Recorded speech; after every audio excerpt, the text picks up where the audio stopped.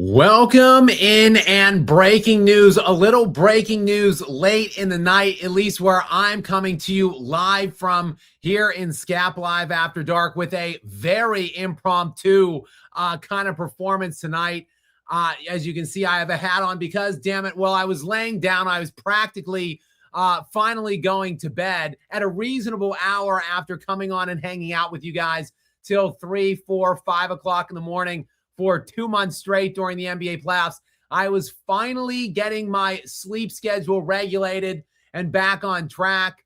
And then tonight, I've just been basically refreshing my phone, like probably many of you and several out there in Boston and Miami, I'm certain, refreshing my phone basically all damn day long, trying to see when exactly the Milwaukee Bucks were going to rip this trade. What are you waiting for, Milwaukee? What are you waiting for? And of course, wouldn't you know it, they were waiting till like 11:50 p.m. on the East Coast. I just didn't even think it was going to happen tonight. I thought that it would be sometime tomorrow. So I was pretty resigned to just being in bed and going to sleep at a reasonable hour tonight. Sorry, that is not what the Miami Heat and the Milwaukee Bucks had in store for me. So I figured, look, I'll ultimately probably do a video on this as well tomorrow, but I wanted to slide on and just discuss this trade here, go through the specifics of it. It is, I suppose, a blockbuster deal by the very sense of the word, though. I'm not feeling any certain way about this for either one of these entities, either the Miami Heat or Giannis Antetokounmpo. I did a video on this very topic today saying that, the finalists were the Boston Celtics and the Miami Heat, and that the Boston Celtics made perfect sense to me from a basketball standpoint for both franchise and for player. And that's both franchises. I think that deal, the framework of the Boston Celtics trade package for Giannis Antetokounmpo, I think that made total and perfect sense. At least what we heard was involved and included in that deal. A deal which circled around Jaylen Brown primarily and a couple other pieces and a pick. But that made sense to me for Boston. It made sense to me for Milwaukee. It made sense to me for Giannis Antetokounmpo as well. So I just can't understand. I speculated in the video that, of course, it was going to be Miami would be where he would be going to, because it made no sense at all. So why not? Of course, it would end up being Miami. And I simply, for the life of me, can't figure out why Giannis Antetokounmpo would allow this. I can't understand why Miami, quite frankly, would think that this moves the needle for them in terms of becoming a championship contending team. But let's just go over the framework of the deal here, shall we? Again, it's nothing that we didn't already hear about for days, probably weeks. Again, I say, what were you waiting for, Miami? What were you waiting for, Milwaukee? Why?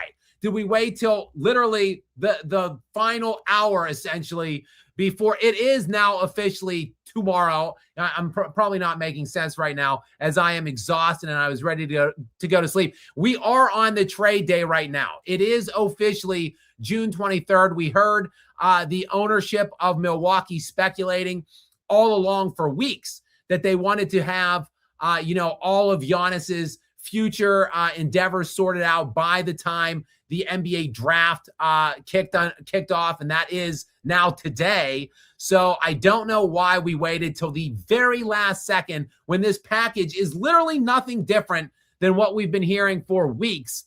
The official package, it's just a one-to-one, unless other teams leak out here in the aftermath over the next, couple hours. But the way it looks right now, the framework, just Miami and Milwaukee. That's it.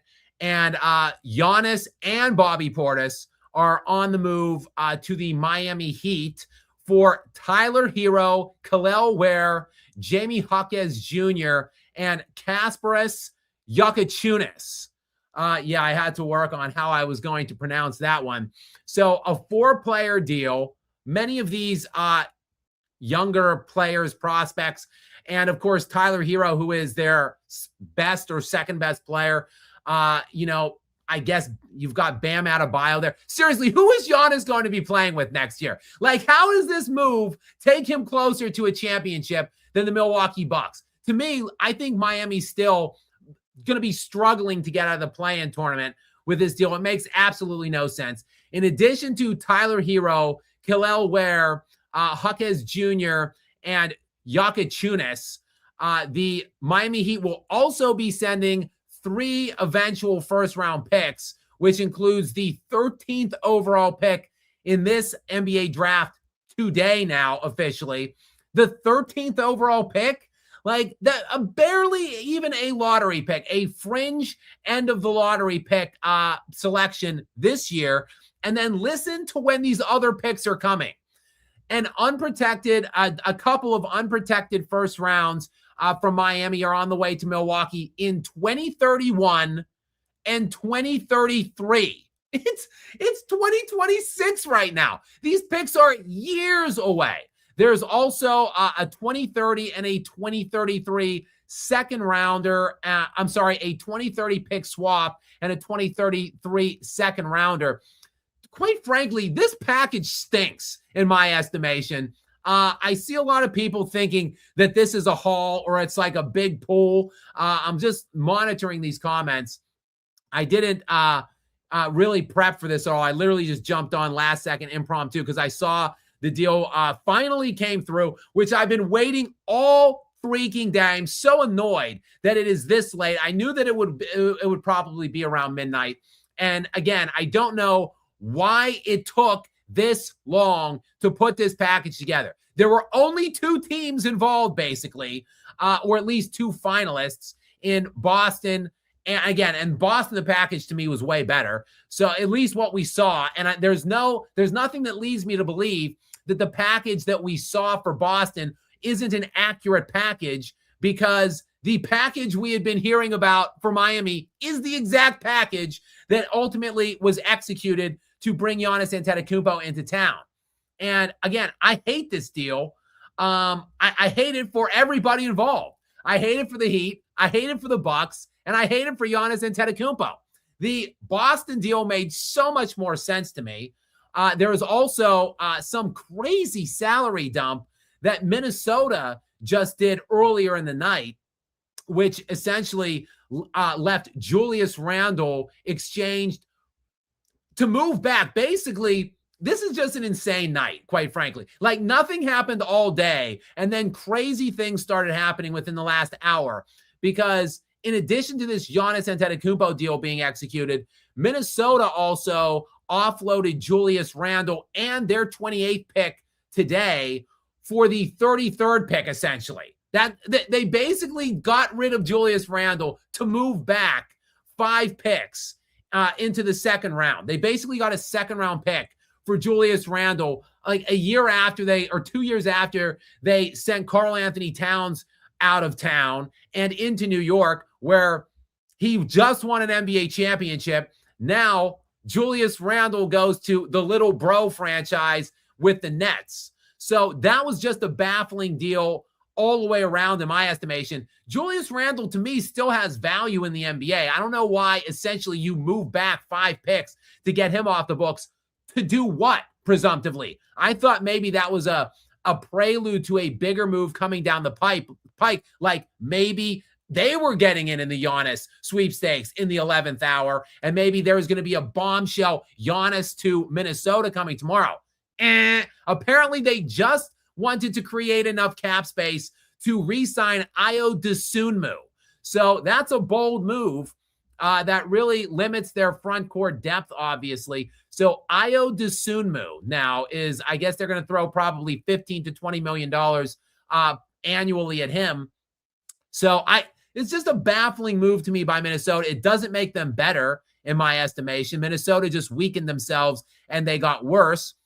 Meanwhile, I just want to get back to this Miami because I'm in shock right now about this trade. So I'm just still trying in real time, in live time with all of you guys, the roughly 600 peeps who jumped on here. Welcome to you guys here. We are now 10 minutes in here. The waters are always warm here in the Skap live After Dark Lounge. So many thanks to the 600 roughly watching right now. And please excuse my spitballing and stumbling and stuttering over my words here because I am still trying to unpack this thing and try to make it make sense to me because it makes little sense at all. I mean, Giannis Antetokounmpo has played with practically nobody for 13 years. Nobody, no high-end NBA superstars, no high-end NBA running mate. He has played with 6 All-Stars throughout the course of his 13-year career with the Milwaukee Bucks. 6 All-Stars. I'm sorry, 3 guys that have combined to make 6 total All-Star appearances, and they are the following. Chris Middleton, 3 All-Star appearances. Drew Holiday, 1 All-Star appearance. And Dame Lillard, 2 All-Star appearances. That's it. That's the list of All-Stars that Giannis Antetokounmpo has ran with in Milwaukee. Chris Middleton, look, let's just call an ace an ace. I don't want to get on here and throw strays at Chris Middleton, but the guy, relatively speaking, is a bum. When we're talking about who your second best player is on an NBA team, it damn sure shouldn't be Chris Middleton. If your expectation is going to be competing for championships. Drew Holiday, nice player, okay? Really nice glue guy, nice 3rd or 4th best player on a championship team. How do I know he's the 3rd or 4th best player on a championship team? Well, because he was the 4th option on the Boston Celtics when they won an NBA championship. So he was Giannis's 2nd best player on his team. So Giannis played, relatively speaking, with scraps and scrubs for the vast majority of his tenure in Milwaukee. He finally got Damian Lillard, who was a little long in the tooth at the time that they actually acquired Dame. But then Giannis, unfortunately, because he's cursed seemingly, never got a healthy playoff run with Dame.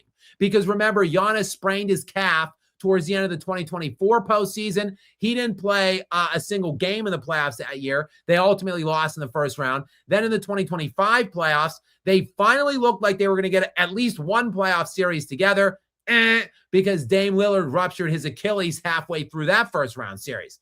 So Giannis never got one single playoff run with a viable NBA superstar in his entire 13-year career, going on his 14th year in the NBA next year. So why the hell would you put the Miami Heat on your list, Giannis? Seriously, help me understand, guys. You guys help me in the chat understand, why is Miami always put on the top of every NBA, like, high-profile free agent or disgruntled superstars list? Why? I just don't understand it. Is it because of the nightlife, the social life, just the scenery, if you will? Giannis is a happily married man, as far as I know. I don't know that he is technically married, but he has been with his female love interest for several years. They have at least one kid together. I just don't understand why the lifestyle in Miami would be a big thing. Don't you want to compete for championships, Giannis Antetokounmpo? Don't you want to play with like an actual NBA superstar? Why not push harder for the Boston Celtics? I heard all kinds of things throughout the course of the day today that they had another potential deal involved. Now, obviously, that doesn't look like it's true. Naz Reid potentially for Derek White as on the back end of a Boston deal if they landed Giannis Antetokounmpo. That would have made all of that stuff would have made a lot more sense to me than this Miami package.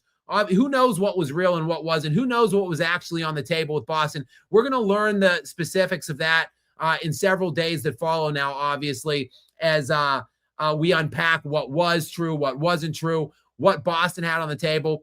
But I don't know why Milwaukee favored. I guess they threw in a lot more picks than what, because looking at the surface of these players, like, I would rather have Jaylen Brown than all 4 of these players combined. Tyler Hero, Kel'el Ware, Jamie Jaquez Jr., and Kasparas Jakučiūnas. Let's take a look at what those players all did last. Obviously, yes, Tyler Hero, he's a nice little player.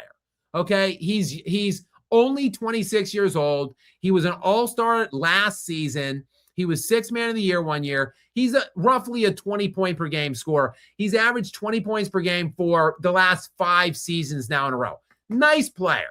Not a very good defensive player, obviously. And if you're Miami, you're losing one of your 2 best players, essentially, that you could have paired with an incoming Giannis Antetokounmpo. Look, Jamie Hawkins Jr. had a nice year as well, 15 points per game. He finished second in sixth man of the year voting this year. He's only 24 years old. Nice prospect, no doubt. Kasparas Jakučiūnas, he was a rookie last year, so he only had 1 season under his belt. He played in only 53 games, scored 6 points per game. Kalel Ware is the other player that is on his way out. And he is now in his 3rd year going in next year. Last year, 11 points per game and 9 rebounds. And he started a handful. He started about half of the 77 games that he played in. So basically a starting center. I mean, it's all right. It's an all right package. If they were bringing back like good first round picks, the 13th pick, I know this is a very deep draft. I know this is speculated to be one of the best drafts we've seen this century in the 2000s. But the 13th pick this year, that's it. And then essentially things that you do not know, that you cannot control at this point, that are unforeseen at this time. The other 2 first rounders are in 2031 and 2033. That is 6 and 8 years away. And then they have a pick swap in 2030 and a second round in 2033. These are very, very, very, very far down the pike things that they're going to be returning now. So that is just a boring, non-needle moving package, in my estimation, for a franchise that has held on to Giannis Antetokounmpo for like 2 years too long, in my estimation, that has been refusing to move him. And some of this is Giannis's fault as well, because he probably wasn't authoritative enough in his demands for a trade, because he was maybe conflicted. Maybe he didn't know if he wanted to move ultimately. These foreign players are much more loyal than the Americans, at least in this current era that we're in. So, and maybe Giannis, he's such a likable guy. Maybe he didn't want to come across as the villain. Who knows what the reason is? But the guy, for whatever reason, we've been hearing about dissension amongst player and franchise and the speculation that maybe Giannis was going to be on the move. We've been hearing these things for years and years and years, and yet they hold on to him for this. They overhold, in my estimation, for that package, a package headlined essentially by Tyler Hero and the 13th pick in today's draft. Really? Like, that's what Giannis Antetokounmpo is worth? And look, I know that he has only played in more than 60-something games once in the last 7 years. I know that he hasn't made a deep playoff run in like 5 years now. I know that he hasn't even been available in the playoffs for several of the last postseasons now, like 3 of the last 4 postseasons. I know all of those things. Yes, I know there's some risk on the team that is acquiring Giannis Antetokounmpo, but still, even though it's his 14th season, the guy is still only 31 years old. He's going to turn 32 in December. And what if he returns to Giannis form? What if he ascends back to that, 30, 12, and 6 average that he seems to just roll out of bed and produce, and is a perennial first-team All-NBA performer? What if he goes back and reverts back to that for another 2, 3, 4 years, and the Milwaukee Bucks are left holding their puds with Tyler Hero and the 13th overall pick in the 2026 draft? It makes little sense to me if I'm Milwaukee. Why not take 1 or 2 firsts and Brown? Like, it's a way better package. And where is the rest of the NBA? Why was nobody else getting into this if that was the return on Giannis Antetokounmpo? I just don't understand it. And again, if I'm Miami, how is this getting you any closer to, I don't know, maybe the 6th seed, maybe not playing in the play-in tournament? Is it getting you any closer to that? The Miami Heat this past year were 43-39. They were in the play-in tournament, and they did not win a single game in that tournament. They lost to the Hornets in the first game. It was a thrilling 1-point loss, but still nonetheless a loss. And they did not advance to the final stage of the play-in, and they ultimately, therefore, did not advance into the playoffs. So a non-playoff team altogether were the Miami Bucks this last season. And now that they got half of their team, basically lose, I don't know, four rotational players for a 43-win team, they're left now with what? Bam Adebayo and Norman Powell as the two stars to surround Giannis Antetokounmpo with. So Bam Adebayo, who has made all of 3 All-Star appearances in a 9-year career now in the NBA, and Norman Powell, who made 1 All-Star game in 11 years, and that was just last season. So that's your big trade. That's the big 3 now that you're running out in South Beach. Oh my goodness, how these blockbusters have faded and fallen. The big 3 in Miami was LeBron, Dwayne Wade, and Chris Bosh, 3 top 20 players, 3 top 15 to 20 players league-wide. Now, this latest iteration of the big 3 in Miami is going to be Bam Adebayo, Norman Powell, and 32, soon to be 32-year-old Giannis Antetokounmpo, who played like 30 games last year. And you're really thinking that's going to get you into championship contention, Miami? Is that a joke? Like, Detroit is going to be much better. They won 62 games. The Boston Celtics presumptively will be better as well. God knows what they're doing, though, at this point. They might still look to move Jaylen Brown from what I'm hearing. But you would think that Boston, who was 53 wins without Jason Tatum for most of the year, you would think that they're going to be better next season. Oh, did I mention yet the New York Knicks, who won the freaking NBA championship and ripped through the NBA playoffs with an unforeseen level of dominance in terms of their net differential? Yeah, they're still there. And, then the Cavaliers, who, yes, they will shit their pants in the playoffs like they typically do. I mean, like every team that has ever had James Harden typically does. So, but still, Cleveland will have probably a 50-plus win season. So where does that leave? Like, Milwaukee at best then would be the 5 seed. I'm sorry, Miami at best would be the 5 seed with this roster, in my estimation, at best. But then you've got the Atlanta Hawks, who just retained CJ McCollum. They'll bring everybody back, and they'll probably add more as well. And they were terrific in the second half of the year. I like Atlanta more than I like Miami. What about the Hornets? Speaking of them, the team that just beat Miami in that aforementioned play-in game tournament. Well, I like them better too. They're going to have a maturation process. They were very young, yet they had a terrific second half of the year stretch as well, just like Atlanta. I like them better. Now, what I'm saying to you right now is Miami just dropped their pants, seemingly, to bring in 32-year-old soon-to-be Giannis Antetokounmpo in his 14th season to be the 6th seed in the East. The 7th seed, they're still probably going to have to get into the play-in tournament. That, by the way, is assuming total health for this team. If Giannis misses any games, they have no hope of getting out of the play-in range.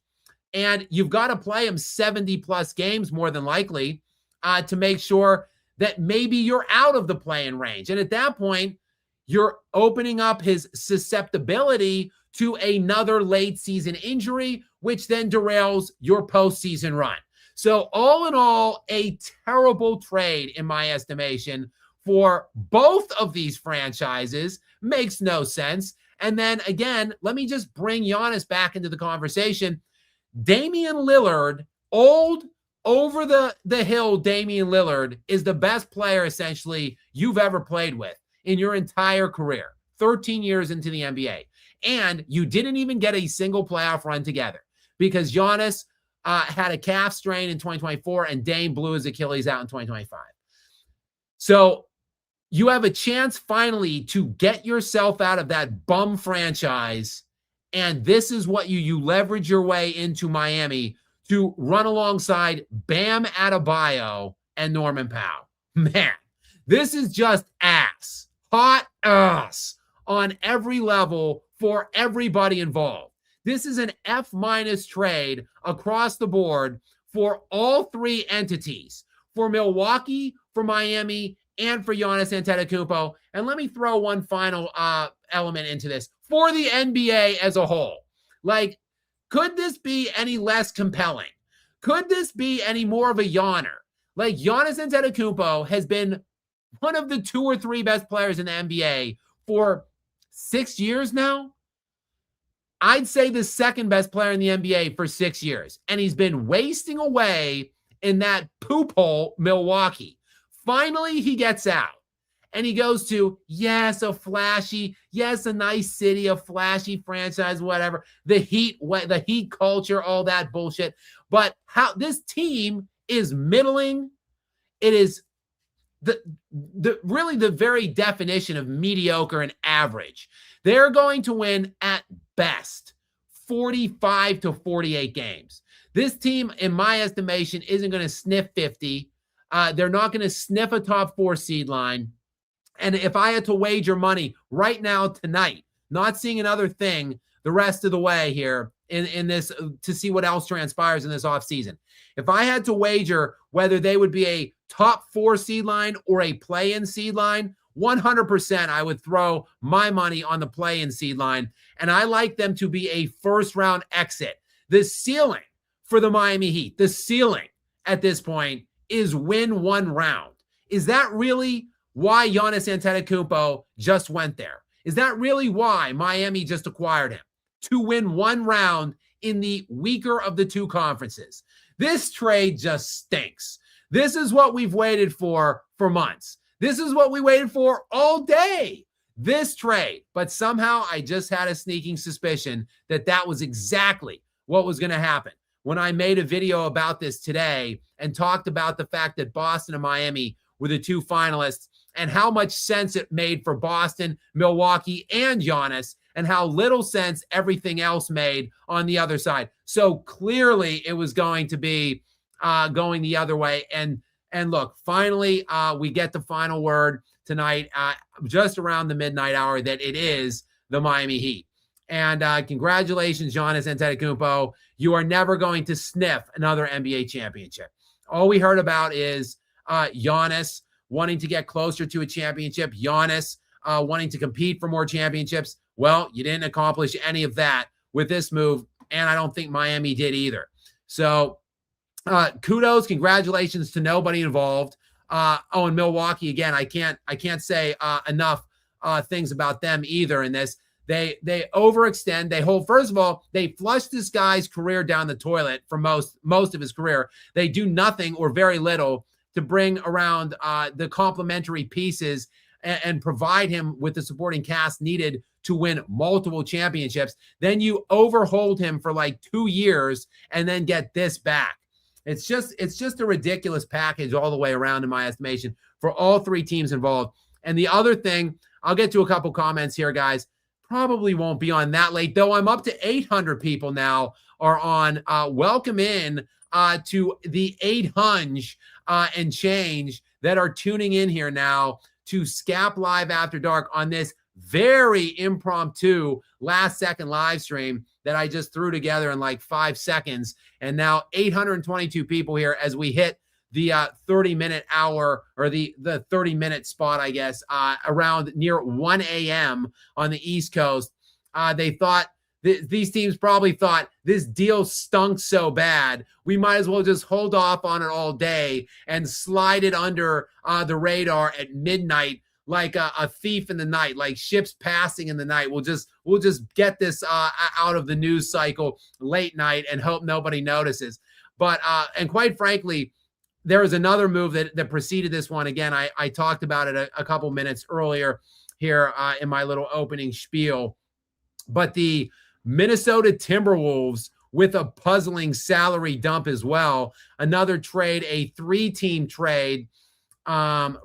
Julius Randle going to the Brooklyn Nets. Just a weird deal. Nick Claxton, meanwhile. So this is a 3-team deal. This again happened about an hour to an hour and a half before the trade package broke for Giannis Antetokounmpo.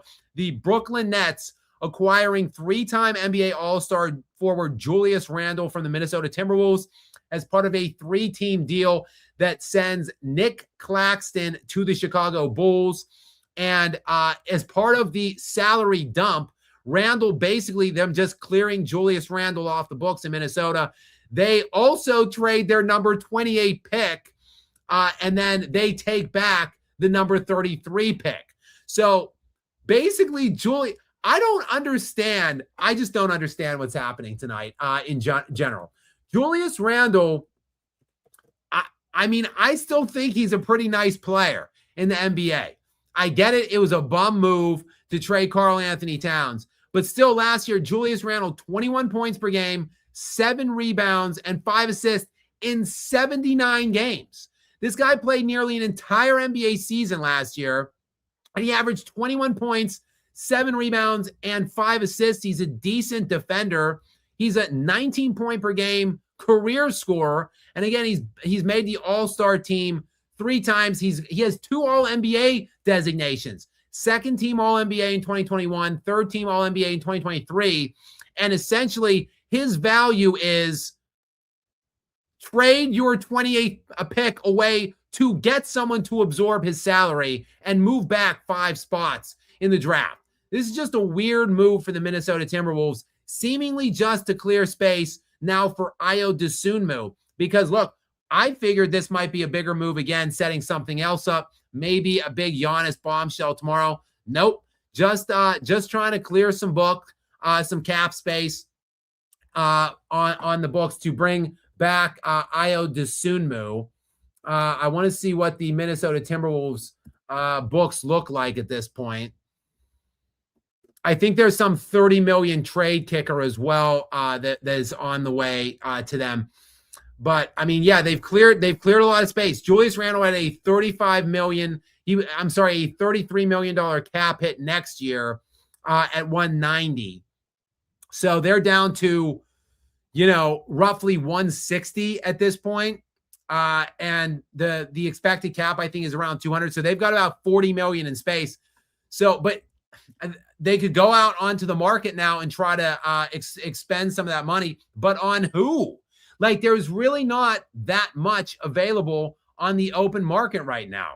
I don't understand these moves tonight. Maybe it will all become clear sometime tomorrow or sometime later on. Look, there is that very frenetic, very exciting time coming up, early July, late June, early July into mid-July, where there's that moratorium on player movement, free agency and stuff that will come to an end ultimately. And we hear in advance of that all kinds of things that are happening, and people and players are still being traded after the draft then at that point as well. So maybe these moves, maybe the moves for Miami tonight, maybe the move for Minnesota, part of larger plans that are still percolating, that are still in the works. Maybe, I hope, for Minnesota and for Miami.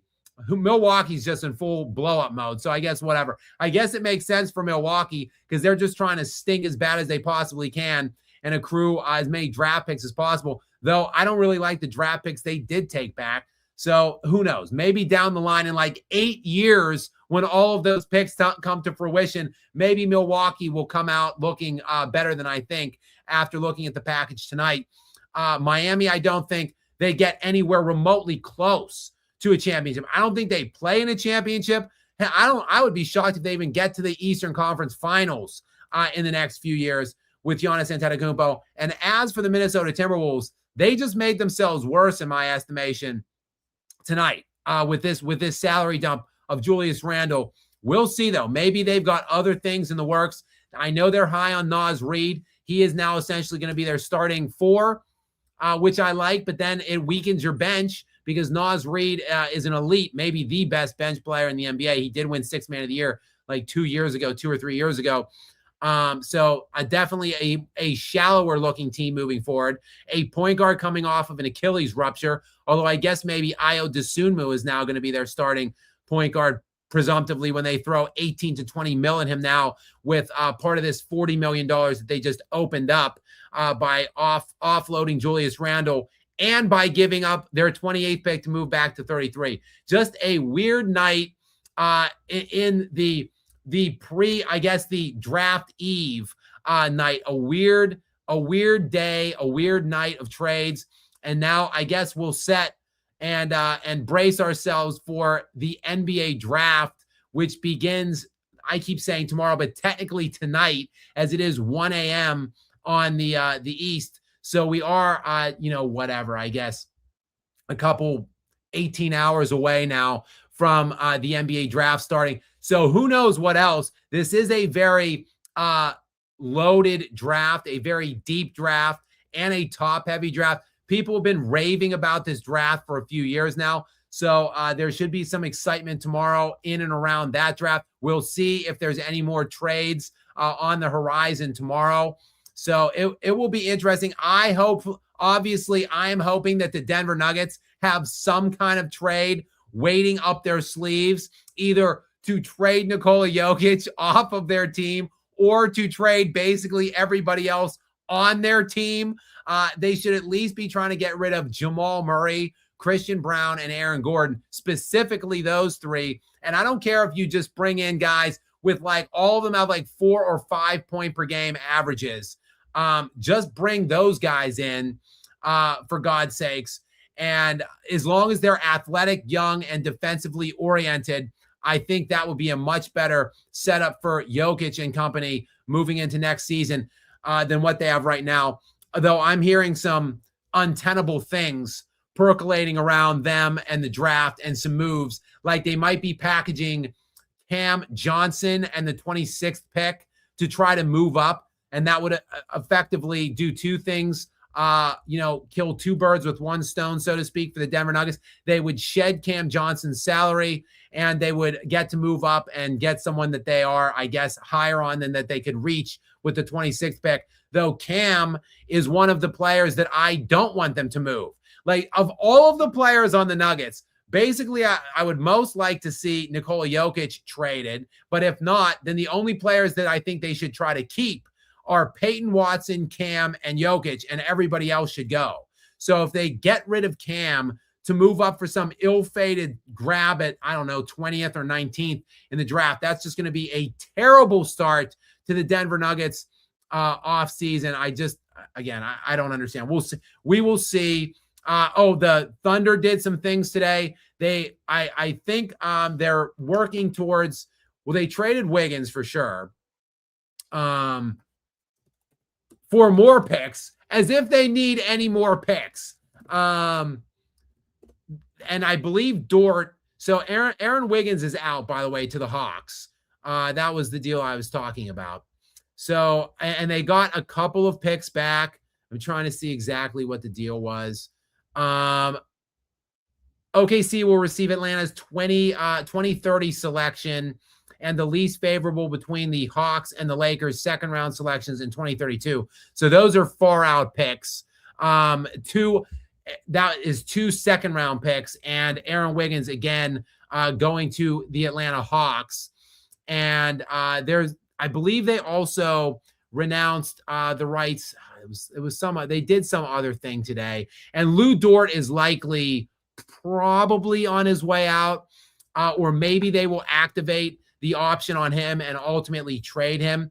But some things are happening and taking shape around the draft tomorrow. And the NBA offseason is obviously fully and in full swing, I should say, at this point. One of probably the best of all of the four major professional American sports in the United States of America. The most compelling, best offseason stuff is definitely in the NBA. So there's a lot of things that we're going to be keeping our eye on. Kawhi Leonard, will he, won't he? Steve Ballmer, allegedly the owner of the LA Clippers, is maintaining that they want to hold on to Kawhi Leonard, that they want to continue to build around him. Though it was said that Miami would pivot quickly to Kawhi Leonard if they struck out on Giannis Antetokounmpo. So obviously that didn't happen. So we'll see if Kawhi Leonard is going to stay put or not. My estimation is Ballmer was not serious about those comments he made about Kawhi, but he was trying to kind of increase the buzz, get the asking price up a little bit, because there is still a pesky investigation going on to the Asperon connections with Steve Ballmer, Kawhi Leonard, and that salary cap circumvention. That penalty and the findings by the NBA should be coming out sometime this summer as well. So look, a bunch of teams have a bunch of things to make their minds up on. I haven't even mentioned 40 minutes in, and I haven't even mentioned the king, LeBron James, the self-proclaimed king, that is. He is a free agent at this point too. All indications are that he wants to stay in LA, and the Lakers want to try to find a way to keep him in LA. Sorry, Lakers fans out there. Sorry, Lakers fans in recess who are sick and tired of his antics and his hold on the franchise. Looks like you're going to have to put up with him for at least one more year.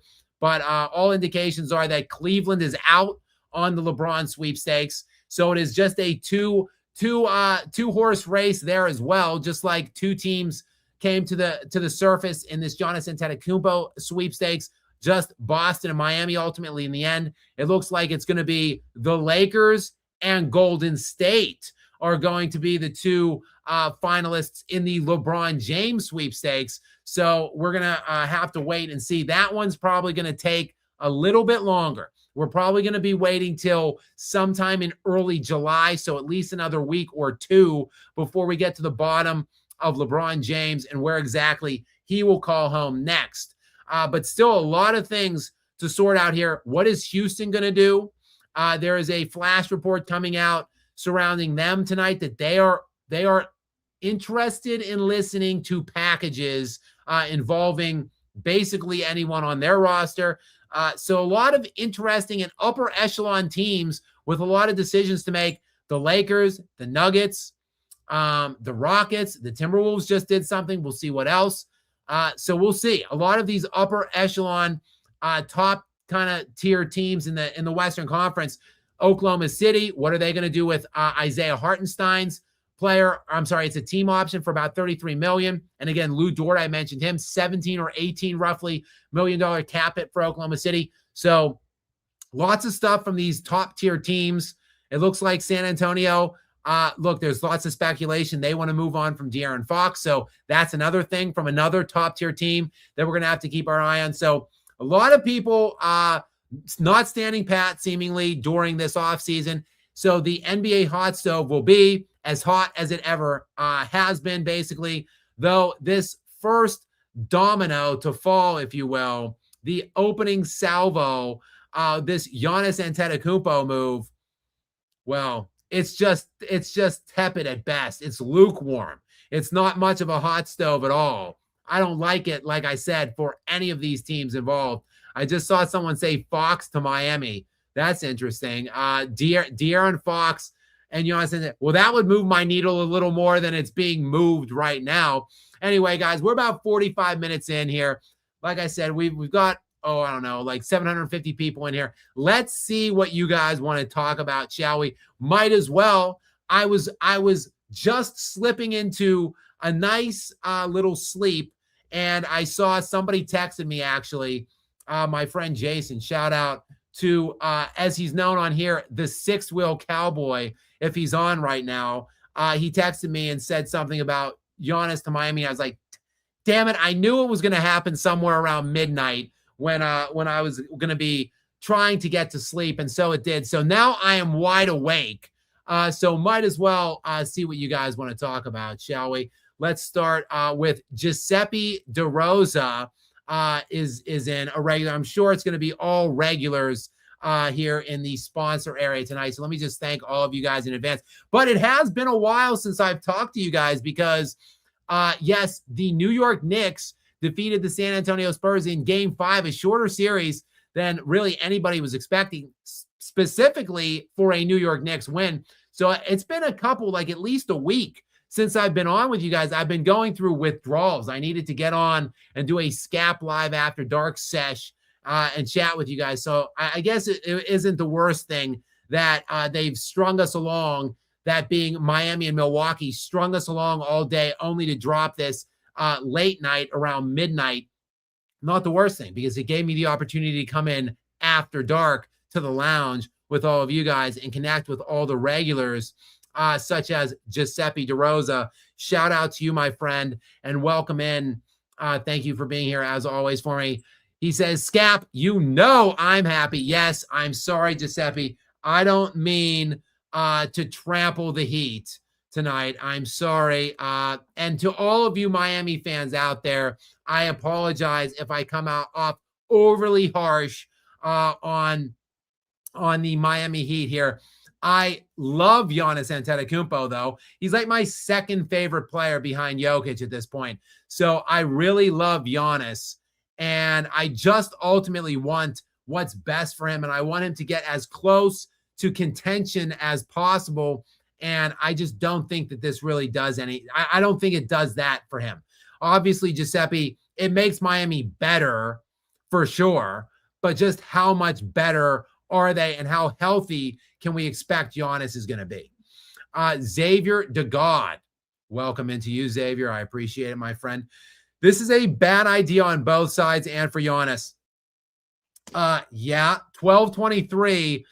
Xavier sent that, and I've been going on for the last 46 minutes roughly about how bad of a move I think this is for all three parties involved. So Xavier DeGod is with me. He's co-signing that, obviously.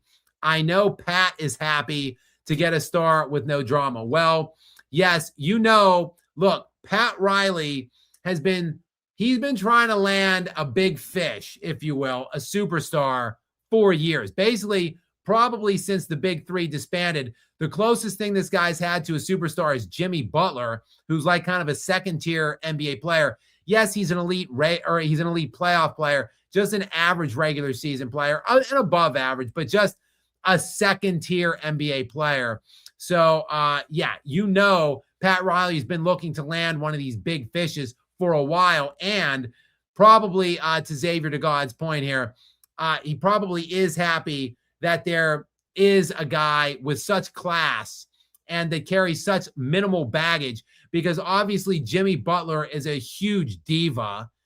We learned that on his way out. And do I even have to mention LeBron James and all that he put them through in the 4 years that he was there? So, yes, this is definitely the classiest and most drama-free superstar that is going to be gracing the halls of the Miami Heat organization under the Pat Riley stewardship. Next in, we've got Sarah. What's up, Sarah? Welcome back into you guys. It feels good to get back on here and chat with you guys here since it's been a while since that Game 5 in the NBA Finals.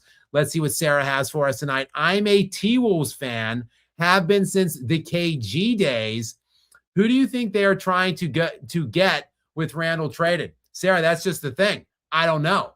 When I saw the move happen at like roughly 10:30, I thought that maybe this was the precursor to some massive thing that we were going to hear today surrounding Giannis Antetokounmpo. That didn't happen. Look, there's not a lot of great people on the market. There's really no good free agents. There are some really good restricted free agents. So they don't have enough money to throw a massive offer to, like Duren. I really like Duren. Maybe for the Lakers are going to, if I were the Lakers, there's a lot of news about Peyton Watson and the Los Angeles Lakers making a massive offer for him. I would go at Jalen Duren if I was them. Maybe, I don't know, maybe Minnesota is going to make a qualifying offer at one of those two guys too. Like, those are basically the best two guys on the market, in my estimation, Peyton Watson and Jalen Duren. But they're both restricted. So that means that whatever any team might potentially offer as a qualifying offer to those players, the team that they are currently under contract with will have the opportunity to match whatever that offer is in order to retain them. So I think 100% Jalen Duren will remain on the Detroit Pistons. And ultimately, no matter what the Denver Nuggets have to trade away, because they're so cheap, they don't have to trade anything away, but they're a bum loser franchise and they're cheap as hell. So they're whatever they have to trade away, their number one priority this offseason is retaining Peyton Watson. So I have to imagine that they are going to also keep Watson. So in my opinion, the two best guys on the market right now this year will be going or staying on the team that they're currently on. So I honestly, Sarah, I don't know who the Minnesota Timberwolves are going to go after. Maybe like Marcus Smart. Like I'm sure, I think Marcus Smart has a player option for only like $5 million. He's surely going to not activate that. So he will be going on the free agent market. So I don't know. Maybe that they're going to throw some money at Ayo Dosunmu and then take the remainder and go maybe get two guys, one being maybe like a Marcus Smart player. I don't know. It's a weird move. I don't love it for the Timberwolves. I would have tried to retain Ayo Dosunmu and keep Julius Randle. So Sarah, I just don't know. But I got to be honest. I'm not a Minnesota Timberwolves fan because they own the Nuggets. It's like the toughest matchup other than Oklahoma City for the Nuggets in the entire NBA is Minnesota. So I like seeing Minnesota weakened and get worse, and that's what I think they did tonight. They weakened themselves and got worse. Xavier DeGod is back in. Is LeBron going to team up with Giannis or Harden? LOL. I would guess neither. Although maybe Miami is back on the table. Maybe Miami is an option now. Maybe that's the move I don't see coming. Maybe, look, I've been saying that LeBron did not want to go to a fourth team at this stage of his career.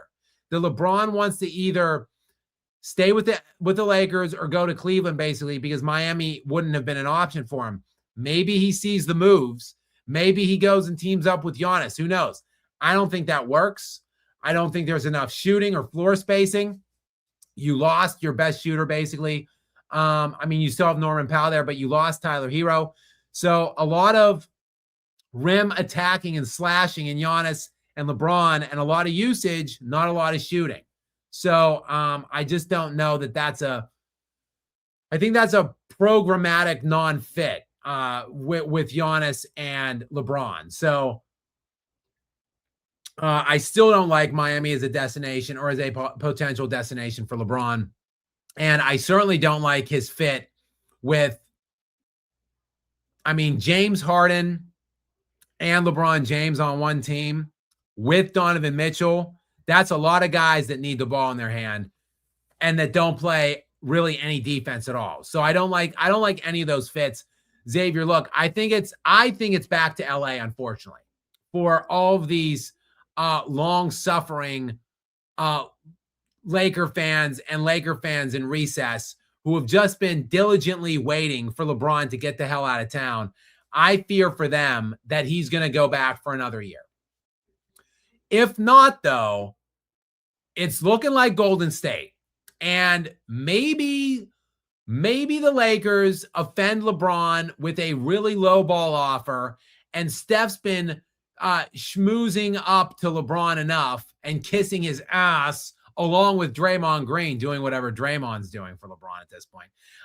So LeBron and Steph Curry are driving hard. So maybe LeBron will just feel wanted in Golden State. Maybe his ego will feel stoked appropriately, and he does not feel like he's appreciated or wanted in LA, ultimately because he's not. So maybe LeBron does ultimately end up in Golden State. I'm thinking that is more and more a possibility. And look, for as little as I think relatively as little as the Milwaukee Bucks got back for Giannis Antetokounmpo, how much smaller might a potential package look like for Kawhi Leonard? Like, Kawhi Leonard's 34 years old, even more injury prone at this point than Giannis. So who knows what the Golden State Warriors master plan might look like. Maybe they're trying feverishly to get something together to bring Kawhi and LeBron to town and make that the all geriatric team, like the all 2010 superstar team that would have been unbeatable like 5, 6, 10 years ago. Who knows? We're just getting started here. The draft is today. It's June 23rd. A lot of stuff happening between now and roughly July 8th. So like the next 2.5-ish weeks, there's still a lot of stuff that's going to go down. And ultimately, Xavier, to answer your question, though, I really do believe that it's going to be either LA or, I guess, Golden State is seemingly making more and more sense to me. Maybe it is going to be Golden State ultimately. And look, the NBA, as much as the NBA has to hate this Giannis Antetokounmpo to Miami trade, you got to think they would love if LeBron landed in Golden State with Steph. That would be like a wet dream for Adam Silvers. All right, we've got Nerd Barniak is in next. I keep wanting to make that Brainiac, but I think it's whatever. Nerd. I'm just going to call you Nerd. Thank you. I'm sorry for slaughtering your handle 26 or 2063. Thank you, Nerd. I appreciate your kind donation and generous support of us here. I really do appreciate it. And I'm sorry that I cannot read this handle of yours. Traded to Miami just to lose to Brunson. Yeah, I mean, if they even get to Brunson, I mean, New York's probably, they won 53 games in the regular season last year. I just don't know if they're even going to, like, New York's looks like a 2 or 3 seed in this upcoming Eastern Conference to me this year.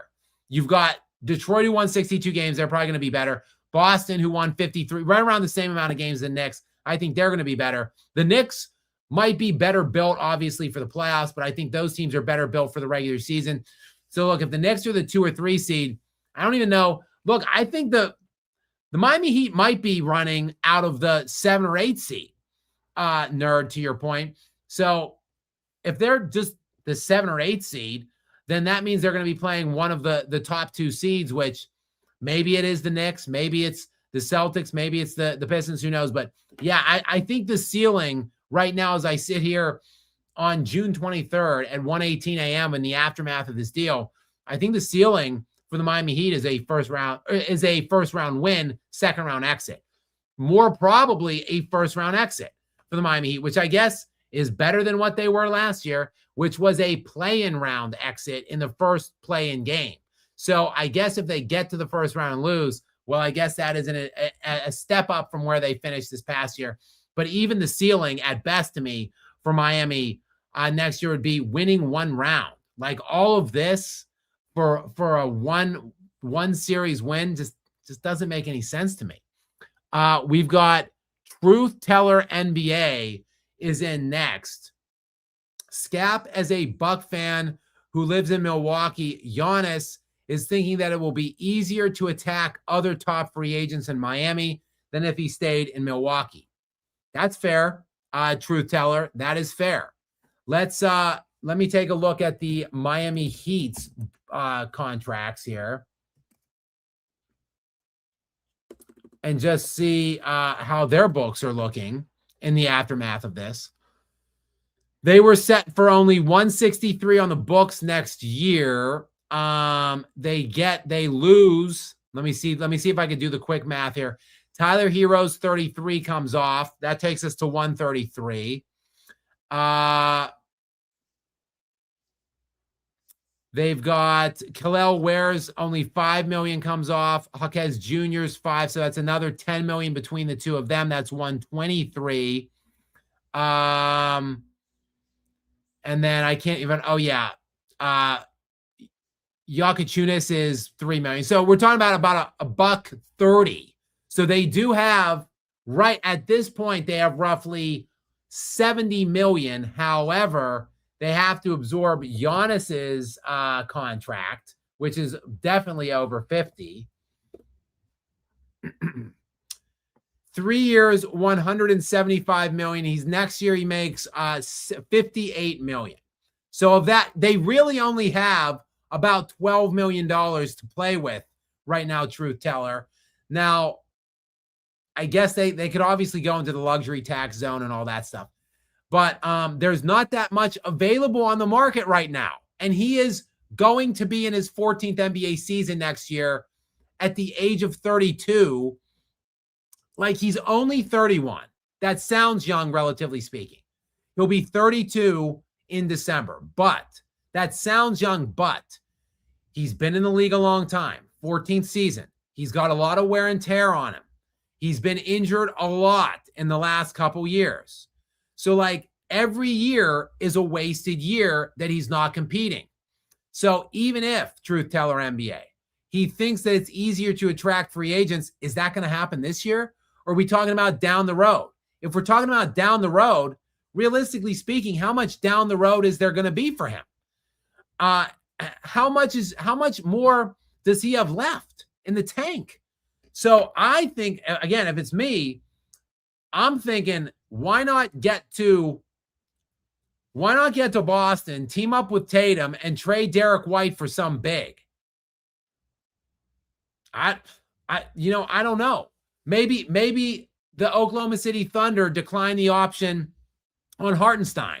Maybe, I don't know, maybe they could have tried to kick the tires on a Derek White for, I don't know, even Julius, if they wanted to. Look, if the Timberwolves wanted to get rid of Julius Randle, absorb him there, like, there were quicker pathways to competitiveness for Giannis Antetokounmpo, way quicker in Boston, in my opinion, than in Miami. So I just don't understand why this was the move for him. If I were Giannis, I would have been pushing hard.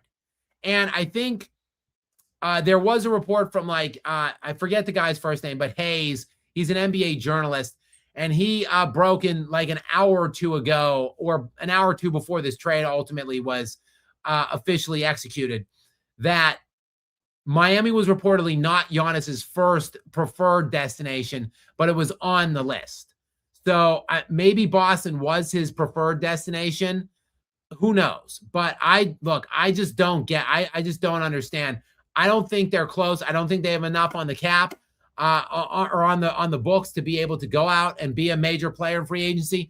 And I don't think, quite frankly and candidly, there's a lot available on the free agent market that's going to make this team, that's going to transform this team into a better team than New York, Boston, the Pistons, and probably the Cavs. And the Pacers are going to be better next. Like, the Pacers are coming back fully healthy with Zubats, Halliburton, the things that they did in the past year to get ready for Halliburton's eventual return. Look, when we last saw Halliburton, he was in the NBA Finals, playing the Oklahoma City Thunder in Game 7 when he ruptured his Achilles. So I didn't even mention them. So I just don't know where Miami fits right now in this crowded Eastern Conference all of a sudden. It just doesn't make any sense to me. And it's depressing because as a Nikola Jokic fan, I was looking to live vicariously through my next favorite player in Giannis Antetokounmpo. Maybe he could go get closer to a championship, because neither of them have looked anywhere close to a title in years since they got their titles. And to me, it doesn't look like Giannis is any closer at this point.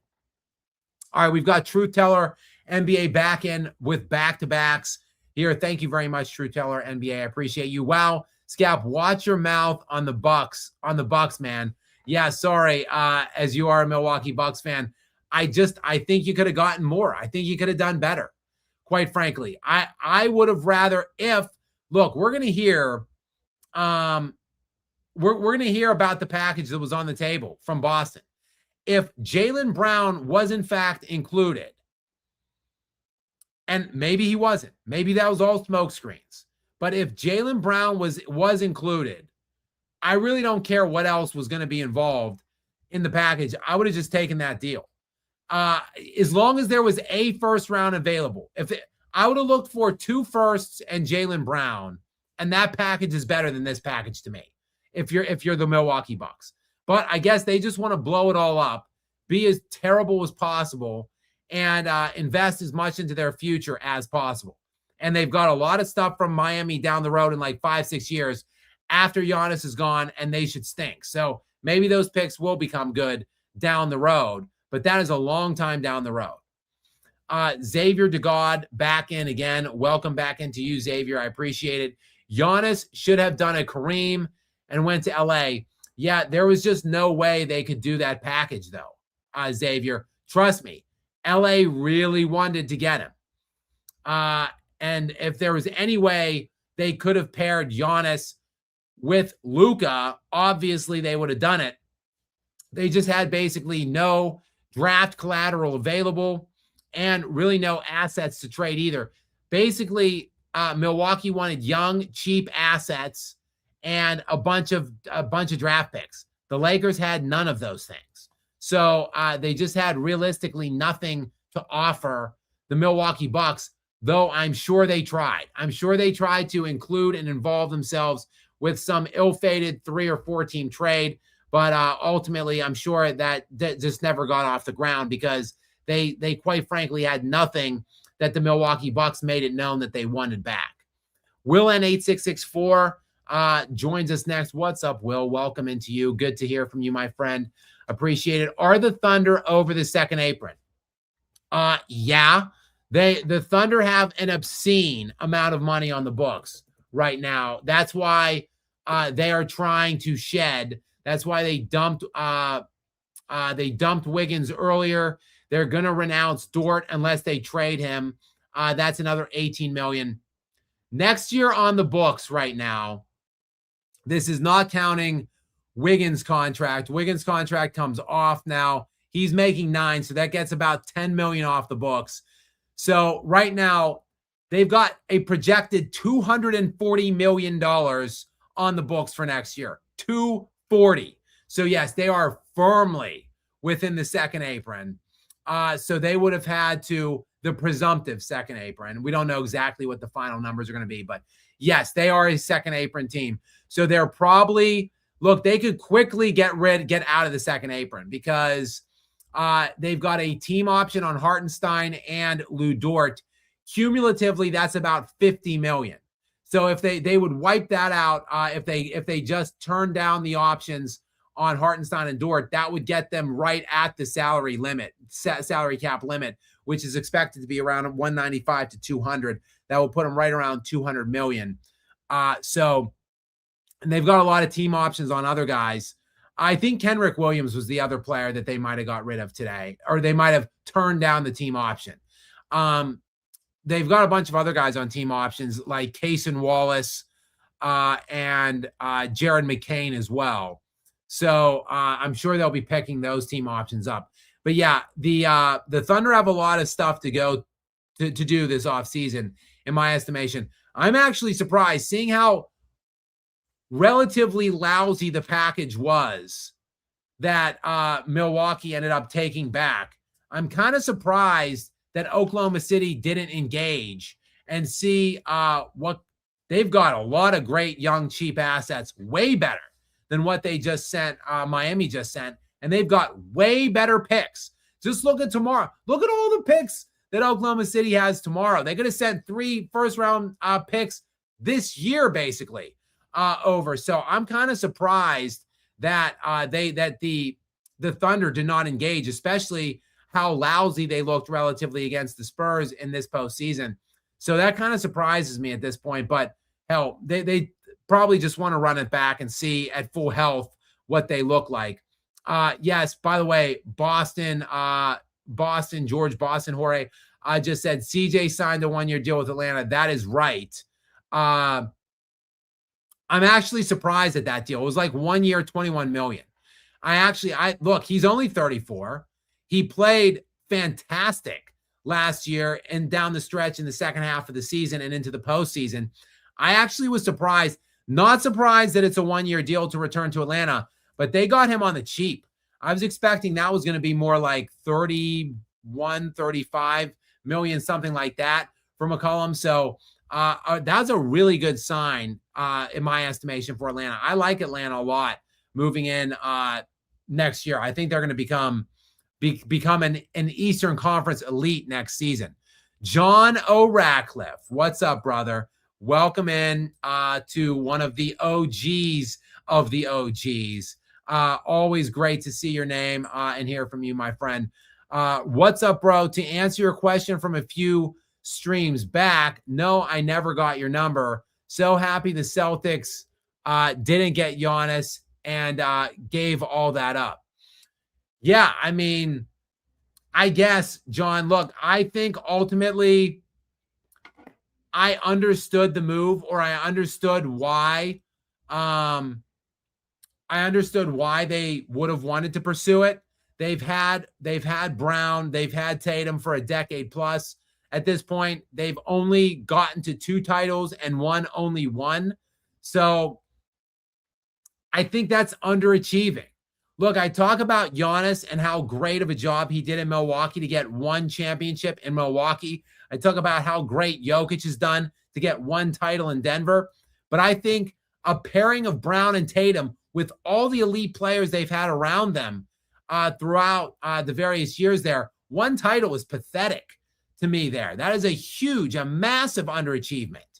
So I understand why they might ultimately have wanted to blow it up. And I think, look, it probably was never going to happen, I guess, now at this point, because they dumped Julius Randle, the Minnesota Timberwolves. But I saw some news today that there was some behind-the-scenes talk about Derek White for Naz Reid going on between the Celts and the Wolves. And look, that would have made a lot of sense. If they got Naz Reid, Giannis, and Tatum, if that was their big 3, that's better to me than Brown, Tatum, and Derek White. So, like, that would have gotten them a lot closer to maybe winning a championship. And ultimately, John, look, I think Brown and Tatum combined makes them more viably a championship contender for more years down the line than Giannis and Tatum. But maybe they get closer to 1 championship with Giannis and Tatum, and if they would have flipped Derek White. And ultimately, they didn't go in that direction. I still think, John, the word is that Jaylen Brown is very unhappy there and that he wants out. And now, clearly, his name's been engaged with trade talks to try to bring in Giannis. So now that's going to obviously make Brown even less satisfied there. So I still think they're probably, John, going to be considering moving Jaylen Brown at some point within the next maybe 2 weeks, or at least sometime before October.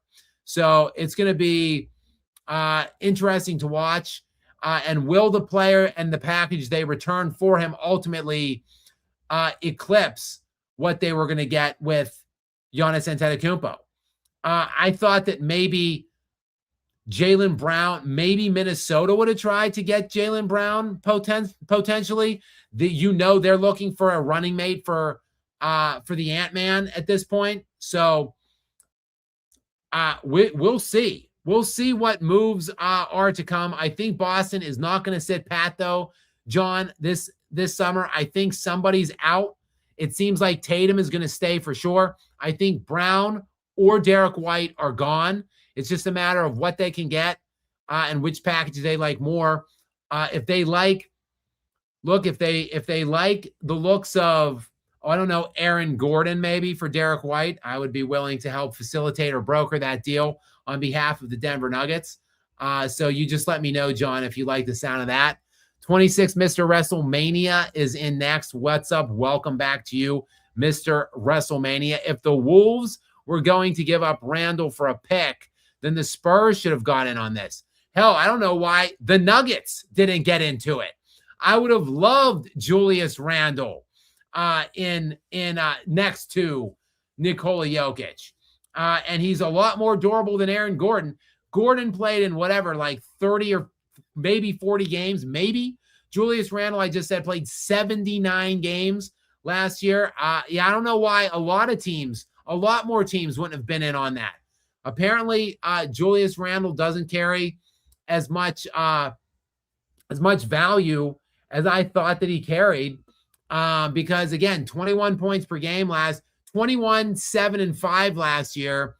Pretty good numbers for Julius Randle. And he's only making $33 million next year and the year after.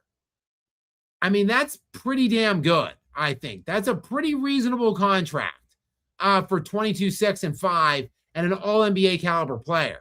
So I don't get it. I just don't understand why more teams weren't in on Julius Randle at that value and what the Minnesota Timberwolves are thinking of to just give him away and move back 5 picks. It's weird.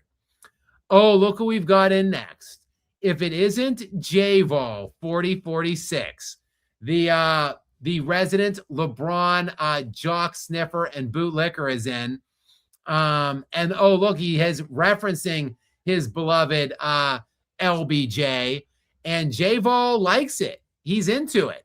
He's glad that Giannis is following in LBJ's footsteps. Soon he'll get 4 rings and be in GOAT convos. Then his son, Giannis Antetokounmpo, will play with him. J-Vol, I don't see any of that happening. I certainly don't see 4 rings. I don't even see a second ring, quite frankly, coming for Giannis Antetokounmpo. If Giannis plays in another NBA Finals round, color me very impressed, J-Vol. And look, as you being a big LeBron fan, J-Vol, I'm sure you could appreciate people that are impressed by finals appearances and not finals wins. I know you can appreciate that. Just like your king promised 8 championships in Miami and got to 4, but lost 2 of them. I will be impressed, actually. Look, LeBron lost 2 of the 4 with Dwayne Wade and Chris Bosh on his team. If Giannis manages to get to a finals with the supporting cast of, or the big 3 of Bam Adebayo and Norman Powell, then color me impressed with a finals appearance at that point. But I certainly damn sure don't see 4 championships coming anytime soon for the soon-to-be 32-year-old Giannis Antetokounmpo. Maybe if he took his talents to South Beach at the age of 26, like the Coward King, maybe then he would have been able to get more championships at that point, more than the one that he's going to probably end his career with. But thank you, J-Vol. It's always good to hear from you, my friend. And it's always good to hear someone from the LeBron camp and what their take on certain things are. We've got Harris KJ is in next.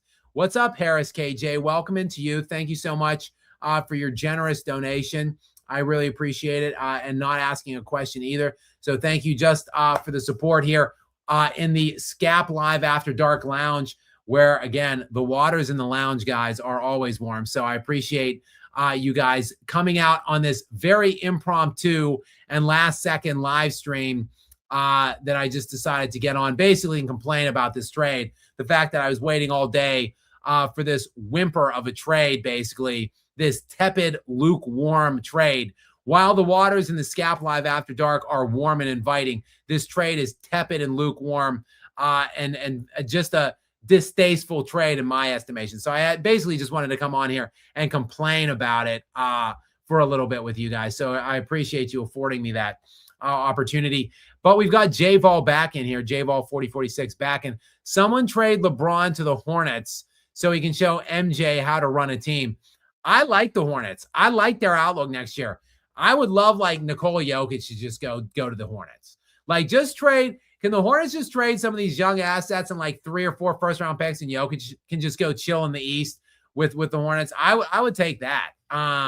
So, J-Ball, look, that wouldn't be the flex that you think it is, because the Hornets would be a hell of a lot better than when MJ was involved with that squad. And also, I don't think the Hornets are on your Kings' preferred list of destinations, which would be basically just LA and Golden State. And by the way, J-Ball, when I was hearing about LeBron potentially to Golden State, I was hearing that maybe him commuting from Los Angeles would be on the table. That would be absurd. I would love that to be part of the story element involved of LeBron going to Golden State and teaming with Curry, is that he will still be living in LA and like taking a helicopter or something every day to Golden State. That would be a pretty hilarious part of that story if that happens. Talk about a diva and a prima donna. All right, we've got, who do we have here? Generic G-Dub. What's up, General? And welcome into you. Salute to you, General. Thank you very much for your kind support here of us here in the Skap Live After Dark show. Does Jokic decline his option next year and sign and trade elsewhere, demand a trade before the 2026-2027 deadline, or remain loyal to Denver? Well, General, unfortunately for me as a Jokic fan, and unfortunately for Jokic as him, he's going to remain loyal to Denver. I wouldn't even be surprised if he signs the extension that's on the table this summer. So he might just extend himself for another 4 years as soon as like 2 weeks from now. And I think that's a very, very distinct possibility. At the very least, he will sign it next summer and remain a Denver Nugget for life, unfortunately. Unless the Nuggets, for whatever reason, decide to just want to go crazy and trade him on their own behest. That's the only way Jokic will ever get out of Denver. There's 2 ways Jokic gets out of Denver: retirement, and the Nuggets just decide to trade him, and he doesn't have a no-trade clause. Because Jokic will never demand a trade out of Denver, and I don't think he will ever leave Denver, which makes just so little sense. They are so far away from a championship roster, it isn't funny. I think there's things they can do this summer to get very close to championship contention, and I think it begins with trading Jamal Murray, and ideally also continues with trading Aaron Gordon and Christian Brown. You would be getting roughly $100 million off the books in one fell swoop in that move. You could extend Cam Johnson to a nice lucrative extension. You can throw a bunch of money at Peyton Watson, and you could still have about $40 million to go out and go shopping on the free agent market. And then all the pieces you get back, presumptively, would fill some of that up. But a lot of those things might be not a lot of salary involved because maybe they would be younger assets. Who knows? I wouldn't hate something involving some player on the Pistons or the Magic, teams that showed limitations in the half court but have a bunch of defensive assets. Basically, what they should be looking to do is blow up those 3 guys. Look, maybe a sign and trade for Thompson or Duran, maybe from out of Detroit. There's a bunch of things like I just mentioned in Orlando that I like. Who knows? I mean, I would be looking at packaging young, athletic, defensively oriented players or all NBA defensive capable players, and I'd be trying to get out of Jamal Murray. Jamal Murray will never be as lucrative or as valuable that he is right now. And I think, why not? Look, he's injury prone. He's making $50+ million a year. He plays no defense at all. He's overrated as hell when he gets into the playoffs. I'm saying you got to get rid of. If you don't trade Jamal Murray now, you never will, and you go down basically with the ship. So, and Aaron Gordon, as much as I love him and his fit in Denver is exquisite, I think ultimately he's too injury prone. He's not reliable. If you can get rid of, I mentioned Derek White for maybe Aaron Gordon. They're about the same age. They make similar money. They present different things to the players or to the teams that would be making the trade. If you can do something like that, I do it with him. And maybe you just got to throw Christian Brown in with a draft pick to get rid of him because his contract is so utterly putrid. But yeah, there is many things. Look, what would an Asar Thompson for Jamal Murray thing look? What would that be? Like a sign and trade for Asar Thompson, throw a shitload of money at him if you're Detroit and trade him off and bring in Jamal Murray. Maybe that fit just isn't right because they're 2 smaller guards. I don't know. But Let me look at the Orlando Magic books because they could really use a point to set up Banchero and Wagner there, and they've got a lot of good defensive assets. I mean, I just want to see what Desmond Bane makes $40 million and Jonathan Isaac makes like 14. I mean, why not? I mean, I would do something like that. I would do maybe Anthony Black. Anthony Black is making 10. That would work as well. Like Desmond Bane and Anthony Black. Something maybe Jalen Suggs is the guy that's involved potentially. He's a former top 10 defensive player of the year finisher, all NBA defensive second team in 2024. Maybe you go with maybe it's Jalen Suggs. He's making $32 million. And maybe, I don't know, maybe Wendell Carter Jr. Get like a stretch kind of center that you could play alongside. Look, those contracts match up with Jamal Murray. Maybe, and they could use Jamal Murray. They need a point guard badly, the Orlando Magic. So, look, I would even canvass the Houston Rockets. They need a point guard. Let's check out the Houston Rockets contracts. Why don't we? Like Fred VanVleet's making $25 million, and he's coming off that ACL. Why don't you package Jamal Murray for Fred VanVleet, Steven Adams,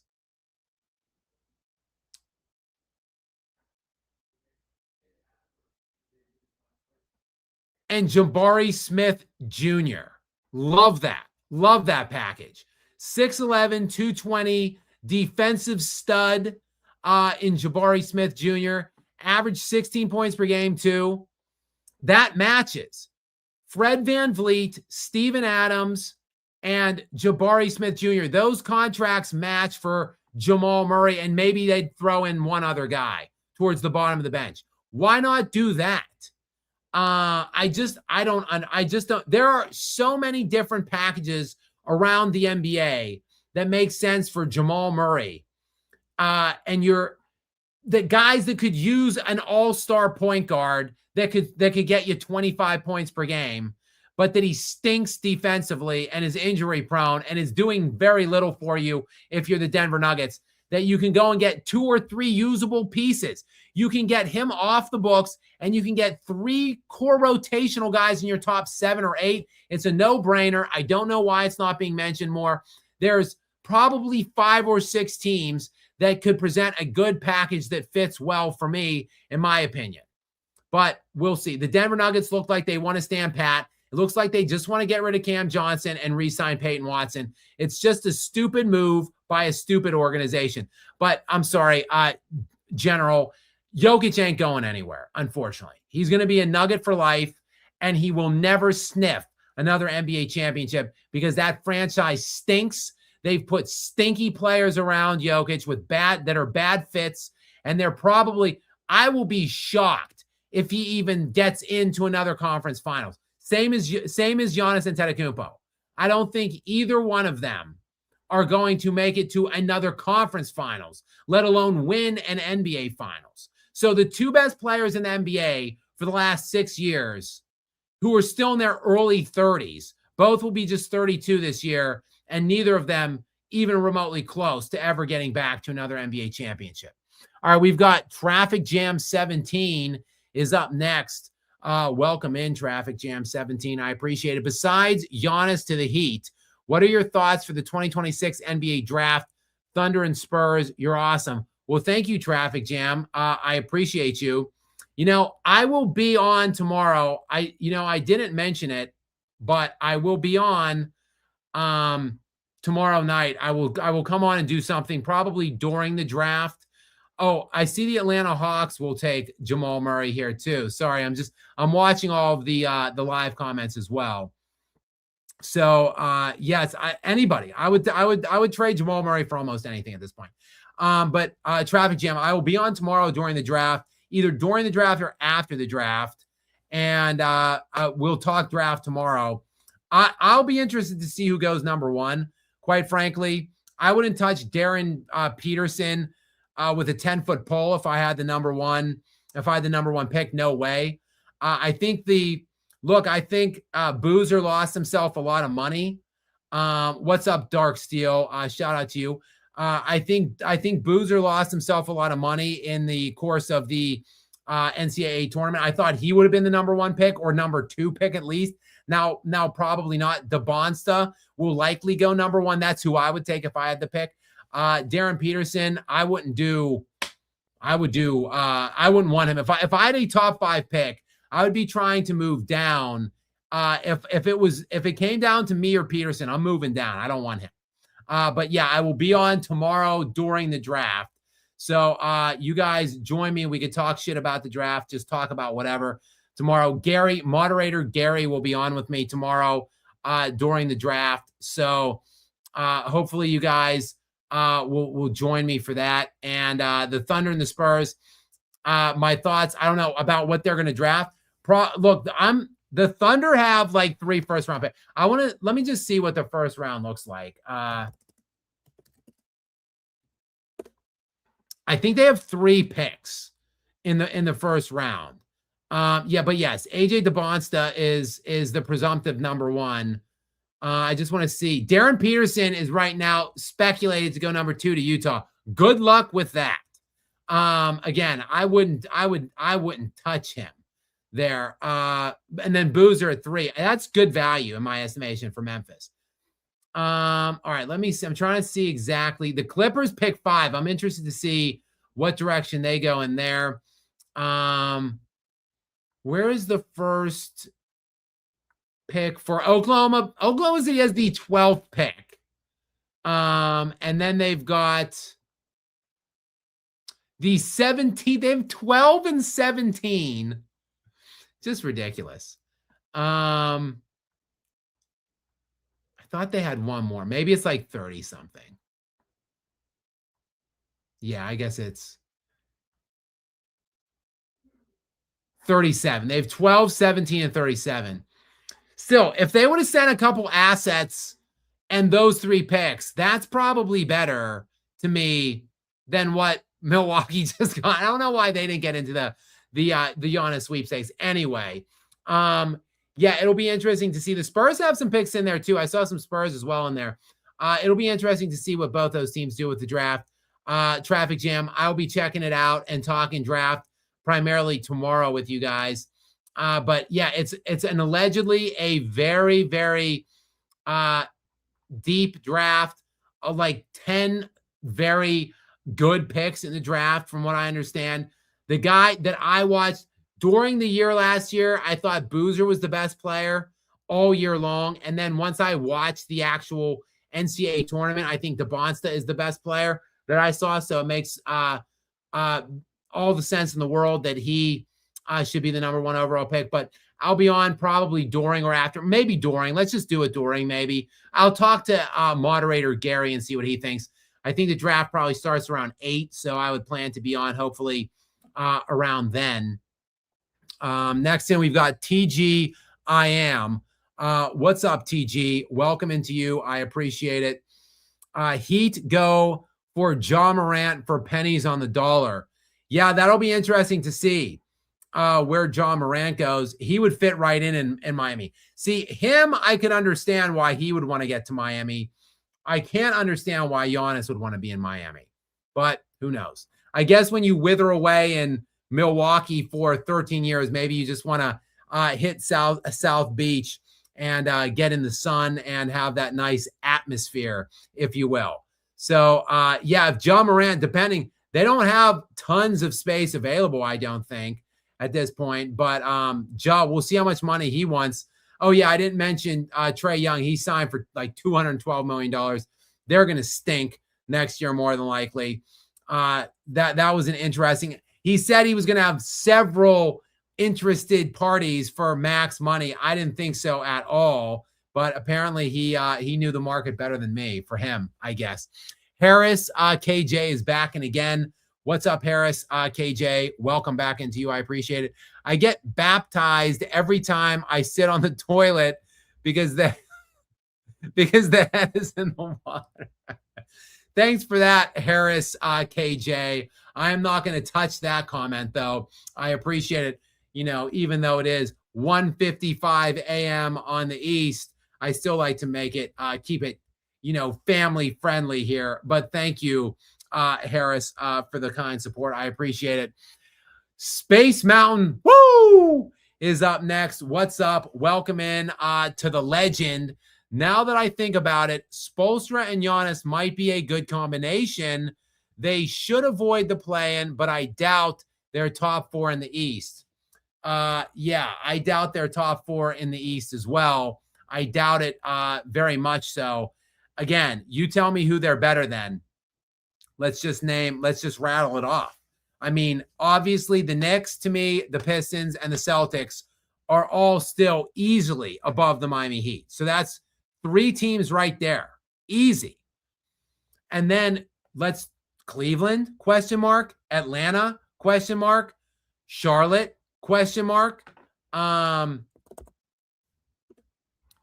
I mean, seriously, you tell me. The East, the number 1, the top 8 in order: Detroit, Boston, New York, Cleveland. I didn't even mention Toronto yet. They were the 5th seed last year. They won 46 games last year. Then Atlanta, Philadelphia. I didn't mention Orlando. They were the 8th seed last year. They won 45 games. Charlotte was excellent down the stretch. I mean, Indiana will be back.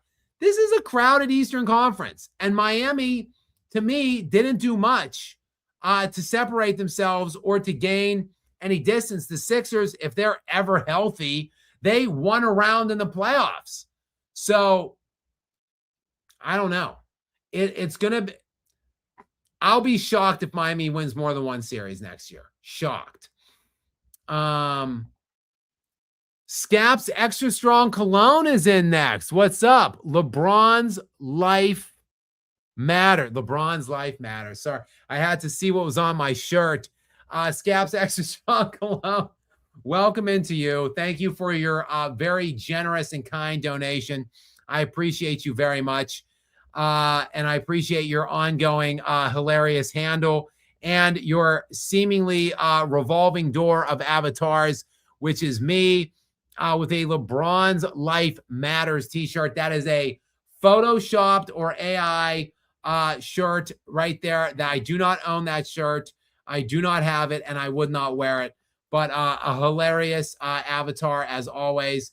Thank you very much. And thank you again for your kind donation. Congrats to Eric Spoelstra for reviving his career in Miami. He fared better than the T-Wolves taking the L in the cat trade. Also, why is Skap on here tonight looking like the Steve Buscemi? How you do, fellow kids meme? Well, first of all, thank you very little for that Steve Buscemi comp. I do not think I look like Steve Buscemi at all. That is extraordinarily insulting. Other than that, thank you again for your kind donation. And yes, the ultimate trade, which sent Karl Anthony Towns to the New York Knicks from Minnesota, was DiVincenzo and Julius Randle, and maybe there was some other draft compensation, or maybe a rookie or something, like a throw-in. I'm not. In fact, let me just look it up here. Let's see here. The New York Knicks acquired Karl Anthony Towns from the Minnesota Timberwolves in a massive 3-team trade. In exchange for Towns, the Knicks sent Julius Randle, Dante DiVincenzo, Giop, I'm not going to try his first name, and a future first-round pick to the Timberwolves.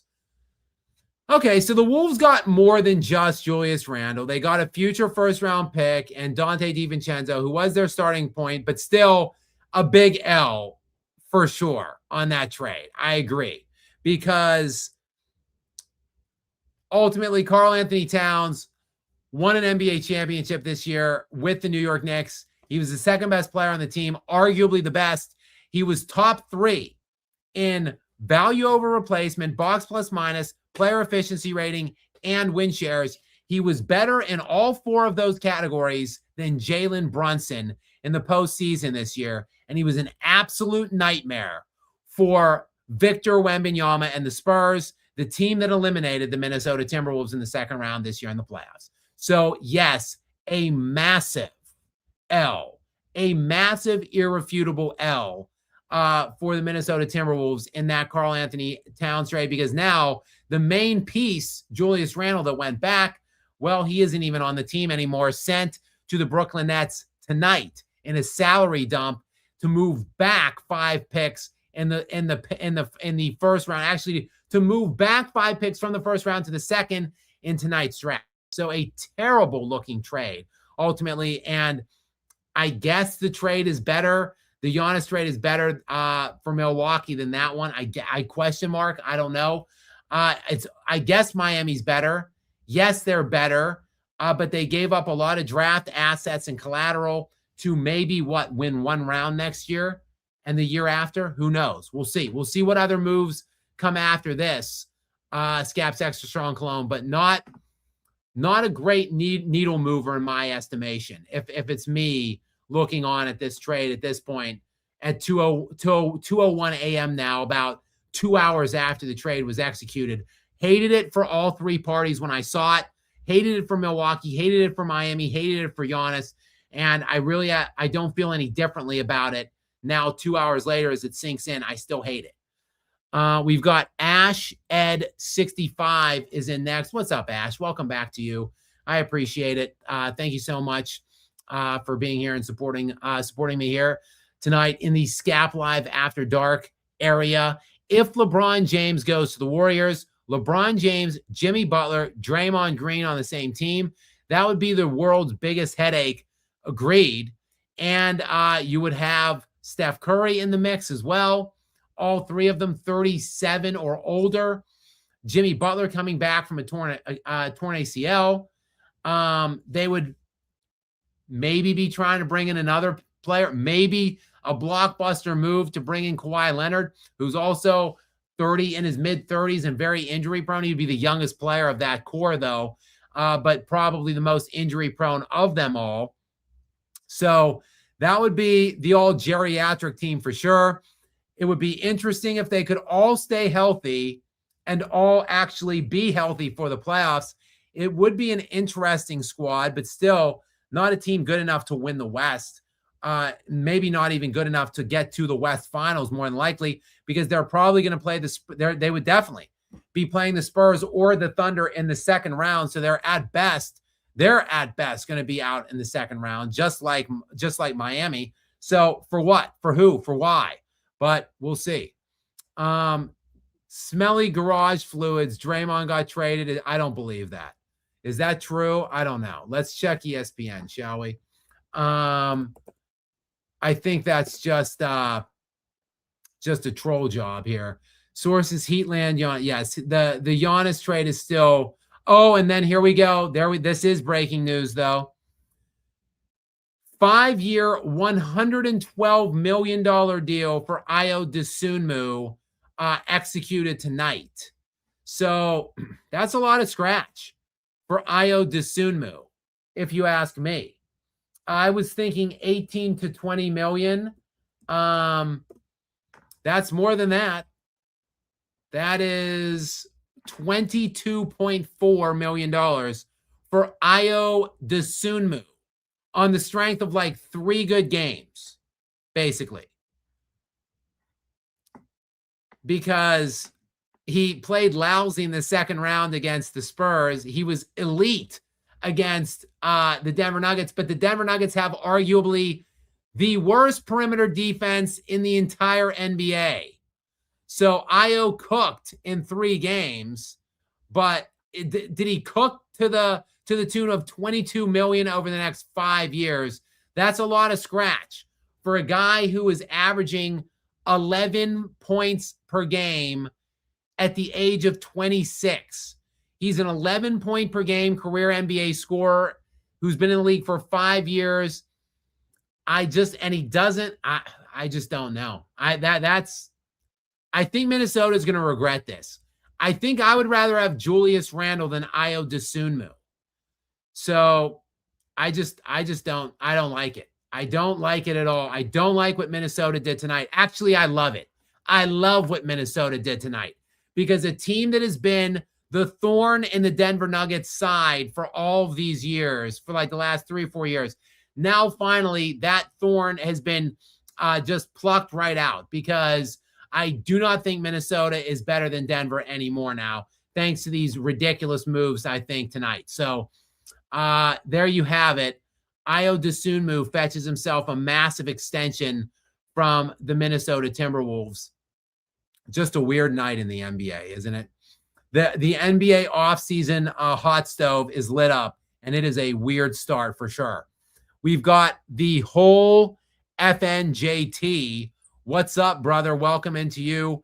Thank you very much. I appreciate you being here and supporting us here in the Skap Live After Dark area. Remember KD and Draymond, how that went? Now imagine no defense LaFraud with Draymond. Or is Draymond now LaFlop's birch since he signed with the Clutch? Yeah, the whole FNJT. Where have you been, my friend? Have you been hiding under a rock, living in a cave on some deserted island somewhere? How do you not know this? Yeah, LeBron and Draymond are boys now. Draymond is maybe other than Rich Paul. Draymond might be the preeminent LeBron jock sniffer and bootlicker out there. So yeah, that would be a match made in heaven for Dre and LeBron. They would be doing podcasts together from each other's hotel rooms while they're on the road, and the pod would be called Pillow Talk. Again, I've given that over to them already. Please take it. You can have it. So yeah, that would work out perfectly. The whole FNJT. LeBron and Draymond, they're pushing for a Draymond is recruiting LeBron actively with Steph Curry. They're probably just in LeBron's guest house right now. And they've just been living with him for the last 2 weeks, giving him daily whiteboard sessions of why he should join, and they're just begging him every single day. So, yeah, that would actually be a match made in heaven for LeBron. They would just stoke his ego. The league would love it. Yeah, I think the more and more I think about it, the more and more that LeBron to Golden State makes more and more sense. Ultimately, if I were a betting man, and I am, I would still suggest that LA is the team where I think it is most likely that he ends up. But I think Golden State might be gaining some traction here, and it's making more and more sense to me the more I think about it. Okay, we've got Will N8664 is back in. Will, thank you. Welcome back to the show. Welcome back to the sponsor area, I should say. And thank you for your very generous donation. I appreciate it and you. Will wants to give a shout out to the family for early Father's Day present last week. Wait, shout out to the family for the early Father's Day present last week. Round trip Amtrak from NC to Penn Station, plus a overnight at a hotel so I can go to the parade wearing my Starks jersey. That is awesome, Will. That is a great present. Will, if you don't mind, I'm mainly on this live chat area, so don't send me another super chat to let me know. Just if you're still on, Will, come into the live chat here. How was the parade, if you don't mind me asking? I saw some viral things happen. The things that I take most away from the parade, the Knicks' long-awaited and much-deserved championship parade after 53 years. The things that were most, I'd say, I don't want to say memorable, but they resonated most with me, the good, the bad, and the ugly, that I saw on the interwebs. Will, you let me know how it was, if you don't mind, in the live chat area over here. And your best guesstimate of how many people showed up for the parade. But the things I saw, first of all, Mariska Hargitay is a legend. She was incredible in the aftermath of that game 4. She ran onto the court. She hugged OG Anunoby. She hugged Jalen Brunson. Then she was absolutely legendary at the parade. She was on a float with Brunson, on one of the bus tops or whatever with Brunson. She was in the crowd. She was taking pictures with the NYPD, which was hilarious and awesome. So Mariska the Good, by far, one of the main takeaways. Wait, hang on. Let me get Will's take. The parade was overly packed. LOL. Was lucky to even see it. I arrived there at 5 a.m. and was already filled with people. That is awesome. So Mariska was awesome as well. Back to my Mariska praise. But I also saw some crazy things. I saw the guy OD and need a Narcan or whatever, the shot. And then he woke up and like started trying to make out with the chick, that, or the woman, I guess the paramedic that revived him, which was a crazy scene. And I saw a couple of different angles on it. Then there was people stealing garbage cans, which was ridiculous. And then finally, one of the things that I saw so many angles of and so many different reposts, the woman who was hanging on a traffic light, who ripped another woman off the traffic light and then started I'm sorry, it was a light pole. I was corrected by Tree Squeak. It was not a traffic light. It was a light pole. Whatever it was, the lady then who ripped the one lady off, the lady who got ripped off stood up and started trying to tear the original lady down. And instead of ripping her down, started pulling her pants off. Her pants got torn off, essentially, and she was twerking in her face. And this was not the kind of twerking woman that you would want to see. I don't know if you guys didn't see it. I'm sure most of you have. But if you didn't, trust me, this isn't something you want to seek out and watch for yourself. But she was twerking in her face, while the other woman on the ground was trying to tear her undergarments off and punching her in the side of the head. And then eventually she dropped down and then they started fighting. So those are my main takeaways from the parade. That's the good, the bad, and the ugly, if you will. The good, Mariska, the legend, Mariska Hargitay. The bad, the dude that OD'd, and the ugly, the twerking lady on the post. So I'm glad, though, Willen, that the parade was awesome to you. I'm glad that there was other good that happened in the midst of the parade. And it did look overall like it was a great, amazing turnout. I was expecting a couple million there probably. So I'm sure there was over 1 million. The whole city looked like it was shut down. And just hopefully a very well-deserved celebration of the long awaited championship, the first in 53 years to the city of New York, or for the New York Knicks, I should say. So, Will, I'm very glad that you got to be there, my friend. Shout out to you. Oh, wait, Alicia Keys, big Alicia fan. Alicia Keys' performance was pretty amazing. Tree Squeak, I missed Alicia Keys' performance. I'll have to check that out because I love Alicia Keys. I'm a big fan of her. So I will have to check that out and see that. And I guess she is a native New Yorker as well. So awesome. Good deal. We've got the general is back in. Will Curry be loyal, leave Golden State, or retire post 2027? I can see a retirement. I can see this being now. Steve Kerr, I think, has 2 years. So I think Curry's got at least 2 years left. And look, if LeBron leaves LA at this point to go to another team that he's never been in, they're building before, if it's not back to Miami, back to Cleveland, or stays in LA, I think he will commit for 2 years. I think it will be a 1 year deal and then a player option maybe for a second year. And I think he will play for 2 more years then in the NBA. And at that point, I think Kerr signed a 2 year deal. I bet Curry is 2 more years in Golden State. But general, 100%, Curry ain't going anywhere. Curry is going to retire a Golden State Warrior. That means a lot to him. I think he really desperately wants to be remembered to being a loyal guy and having just played in one team in this era of free agency and movement, where the other two primary best players in the 2010 era that he resided into, LeBron, that being LeBron and KD, they jumped and bounced all over God's creation. You could throw, obviously, little game James Harden into the mix as well there. I think it means a lot to Curry that he stayed the whole time in one place. And I think he will 100% retire a Golden State Warrior, just like I think Nikola Jokic will 100% retire a Denver Nugget. So, General, to answer your question, I think Curry's got 2 years left in him. And then I think it's lights out, and it's going to be as a Golden State Warrior.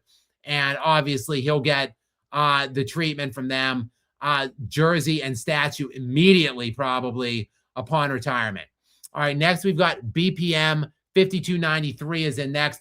What's up, BPM? Welcome into you. I appreciate it. Thank you so much for joining us here tonight in this last second impromptu live stream that I threw together last second to bitch about this BS trade, which stinks for all three parties. BPM 5293 says, disappointed your thumbnail didn't say Buck Nasty. A lot of hate to go around. To all involved. Like, this is the player haters ball 2026. I do.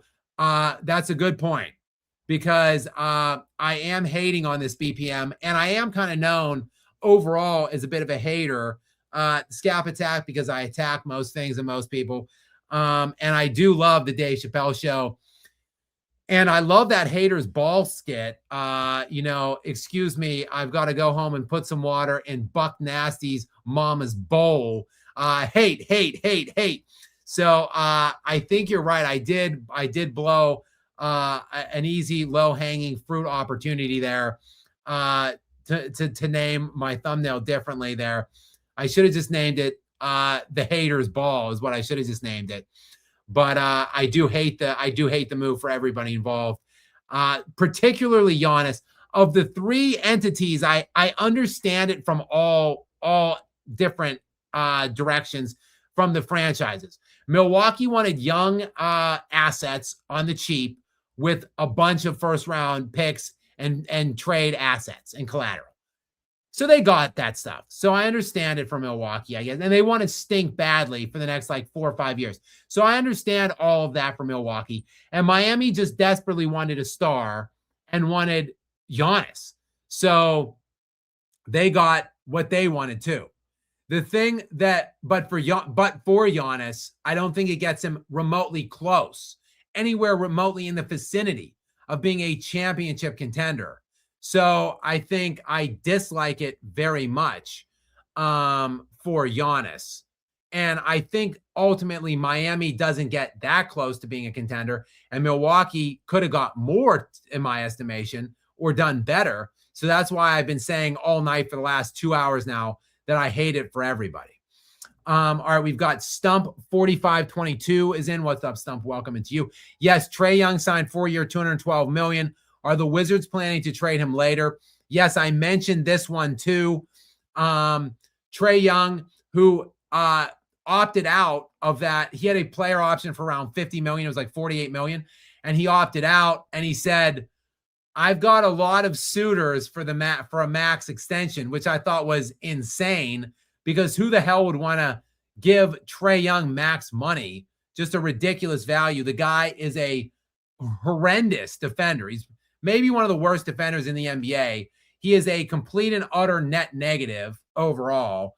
But hey, whatever. Washington had the money, and Trae just wanted the money.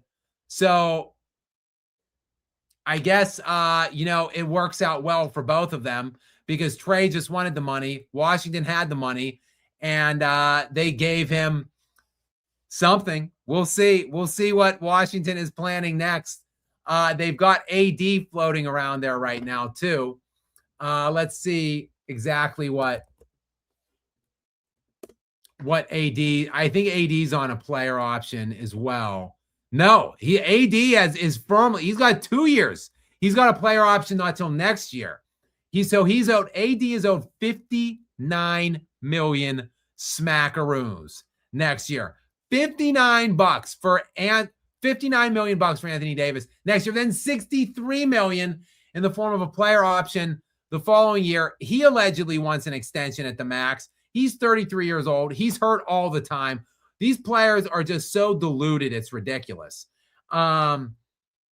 So I guess we're looking at DeBonsta and a DeBonsta and Trae Young pairing with maybe, I guess, Anthony Davis, unless they're going to trade him, because he's owed about 60 mil in surplus over the next 2 seasons into his age 35 year. It's just ridiculous. And he wants an extension. So look, the Wizards still kind of low though, cap wise, even with that behemoth of a contract for Anthony Davis, and whatever the trade bumps up a couple million now as well from that 50 mil.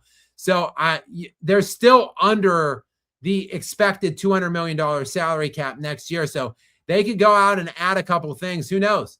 Maybe the Wizards will mess around, and if they're completely and totally healthy, maybe they're going to mess around and win 45 games. Maybe they will not be a lottery team next year. Maybe I don't see the Wiz being a solid playoff team, but maybe they will be in the play-in tournament if they stay healthy and if AD actually plays there. But yeah, AD wants an extension, even though he's got still 2 years left at around 60 million. And then if he doesn't get an extension, I think he wants traded, and the team that absorbs him, he is then expecting an extension from them then at that point. So guys, a lot to come, obviously, in this, what promises to be a frenetic off season in the NBA, which it typically always is. And we're just getting started. The first domino falls tonight, which was obviously Giannis Antetokounmpo in I guess we can call it a blockbuster deal, a 1-to-1, not a 3-4 teamer though, just a 1-to-1 team, 2-team deal. It was between ultimately Miami, who we thought was the favorite, and the Milwaukee Bucks. 4 players headlined by Tyler Hero and a bunch of draft picks. And Miami gets their guy finally in Giannis Antetokounmpo. And that was the first domino. We'll see the next big guy. I think Kawhi Leonard, the next big guy to watch for and see what he does. Again, LeBron James as well is going to be making a decision sometime in the next roughly 2 weeks. And tomorrow night, obviously, we've got the draft, guys. So I don't want to burn myself out here. Jaylen Brown, yes, to answer your question, Team Red wins. I think Jaylen Brown might be on the block too. That would be a behemoth deal. That would be a massive, earth-shattering kind of a deal as well in the NBA offseason as well. But guys, look, been on for 2 hours. That's nice. It's tight. I like to come on here for 90 minutes is my goal. It usually is like 3 or 4 hours. But if I could keep it to somewhere between 90 to 2 and a hook, I've done my job. I think that's a nice amount of time for me to get on here, talk about what I want to talk about, and obviously hang out with you guys, chat with you, read some comments, go in whatever crazy directions you like to do. So I did all of that. Okay, yes, behemoth. Sorry, thank you, Dean Chambers 863. Sorry, behemoth. Sorry, I threw an extra letter in there. But yes, always fun to come in and connect with you guys. But like I said, I don't want to burn myself out. It's 2:30 a.m. I was just about ready to fall asleep around midnight. So this this trade made me stay up right on the heels of the draft. Now that is today, and I was planning on a live stream tomorrow night. So I will be on again tomorrow. Back-to-backers. We'll pull it. We'll do it. Maybe I'll probably do it live during the draft, but you guys will know more. Look, turn the notifications on already. There's 540 people still in here. I think we had 800 on at one point, and it's still 540. So nice retention there. For the 540 that are on here, please turn notifications on, and then I will let you know my live stream for tomorrow night will be scheduled earlier in the day for specifically when I will go on. You'll know then if it's going to be during the draft, after the draft, midway through the draft. Maybe I'll put a post up in the in the community feed as well, just to let you know exactly what time I plan on being on with moderator Gary. Wait, good question though. Kine Aora 8736. It is Skapinac, the first one, no K with a C, Skapinac. Good question. And that is why, for those of you who might not know why I'm Skap Attack, because my last name is Skapinac. Anyway, keep an eye out for exactly when it is. Moderator Gary and I will be on tomorrow night, either probably during the draft, so maybe around 8 o'clock. I'll plan to hop on there, and I'll hang out with you guys during the night. We'll check out the first round of the NBA draft. Keep our eyes out for any other big trades or anything like that. And you guys could, of course, drop me any questions. I was mainly in the live chat tonight, but thank you all very much for your super chats as well. I appreciate you guys so much. I appreciate you guys for turning out. Crazy good turnout, I think, tonight. Actually, like I said, about 800 people for a last second unannounced kind of thing, and I still have 500 people in here. The support from you guys, I will never take it for granted. I will always be very appreciative and thankful for you guys and for the support that you guys give me all the time on this channel, in these live streams, and every day in the video. So thank you, guys, and I will see you all tomorrow night.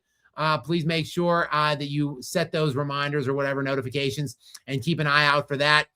In the meantime, I hope the rest of you guys have a great night, great rest of the night tonight, I should say, and a great day tomorrow until we hit the draft. And I will see you guys on, at that point, same YouTube time, same YouTube channel.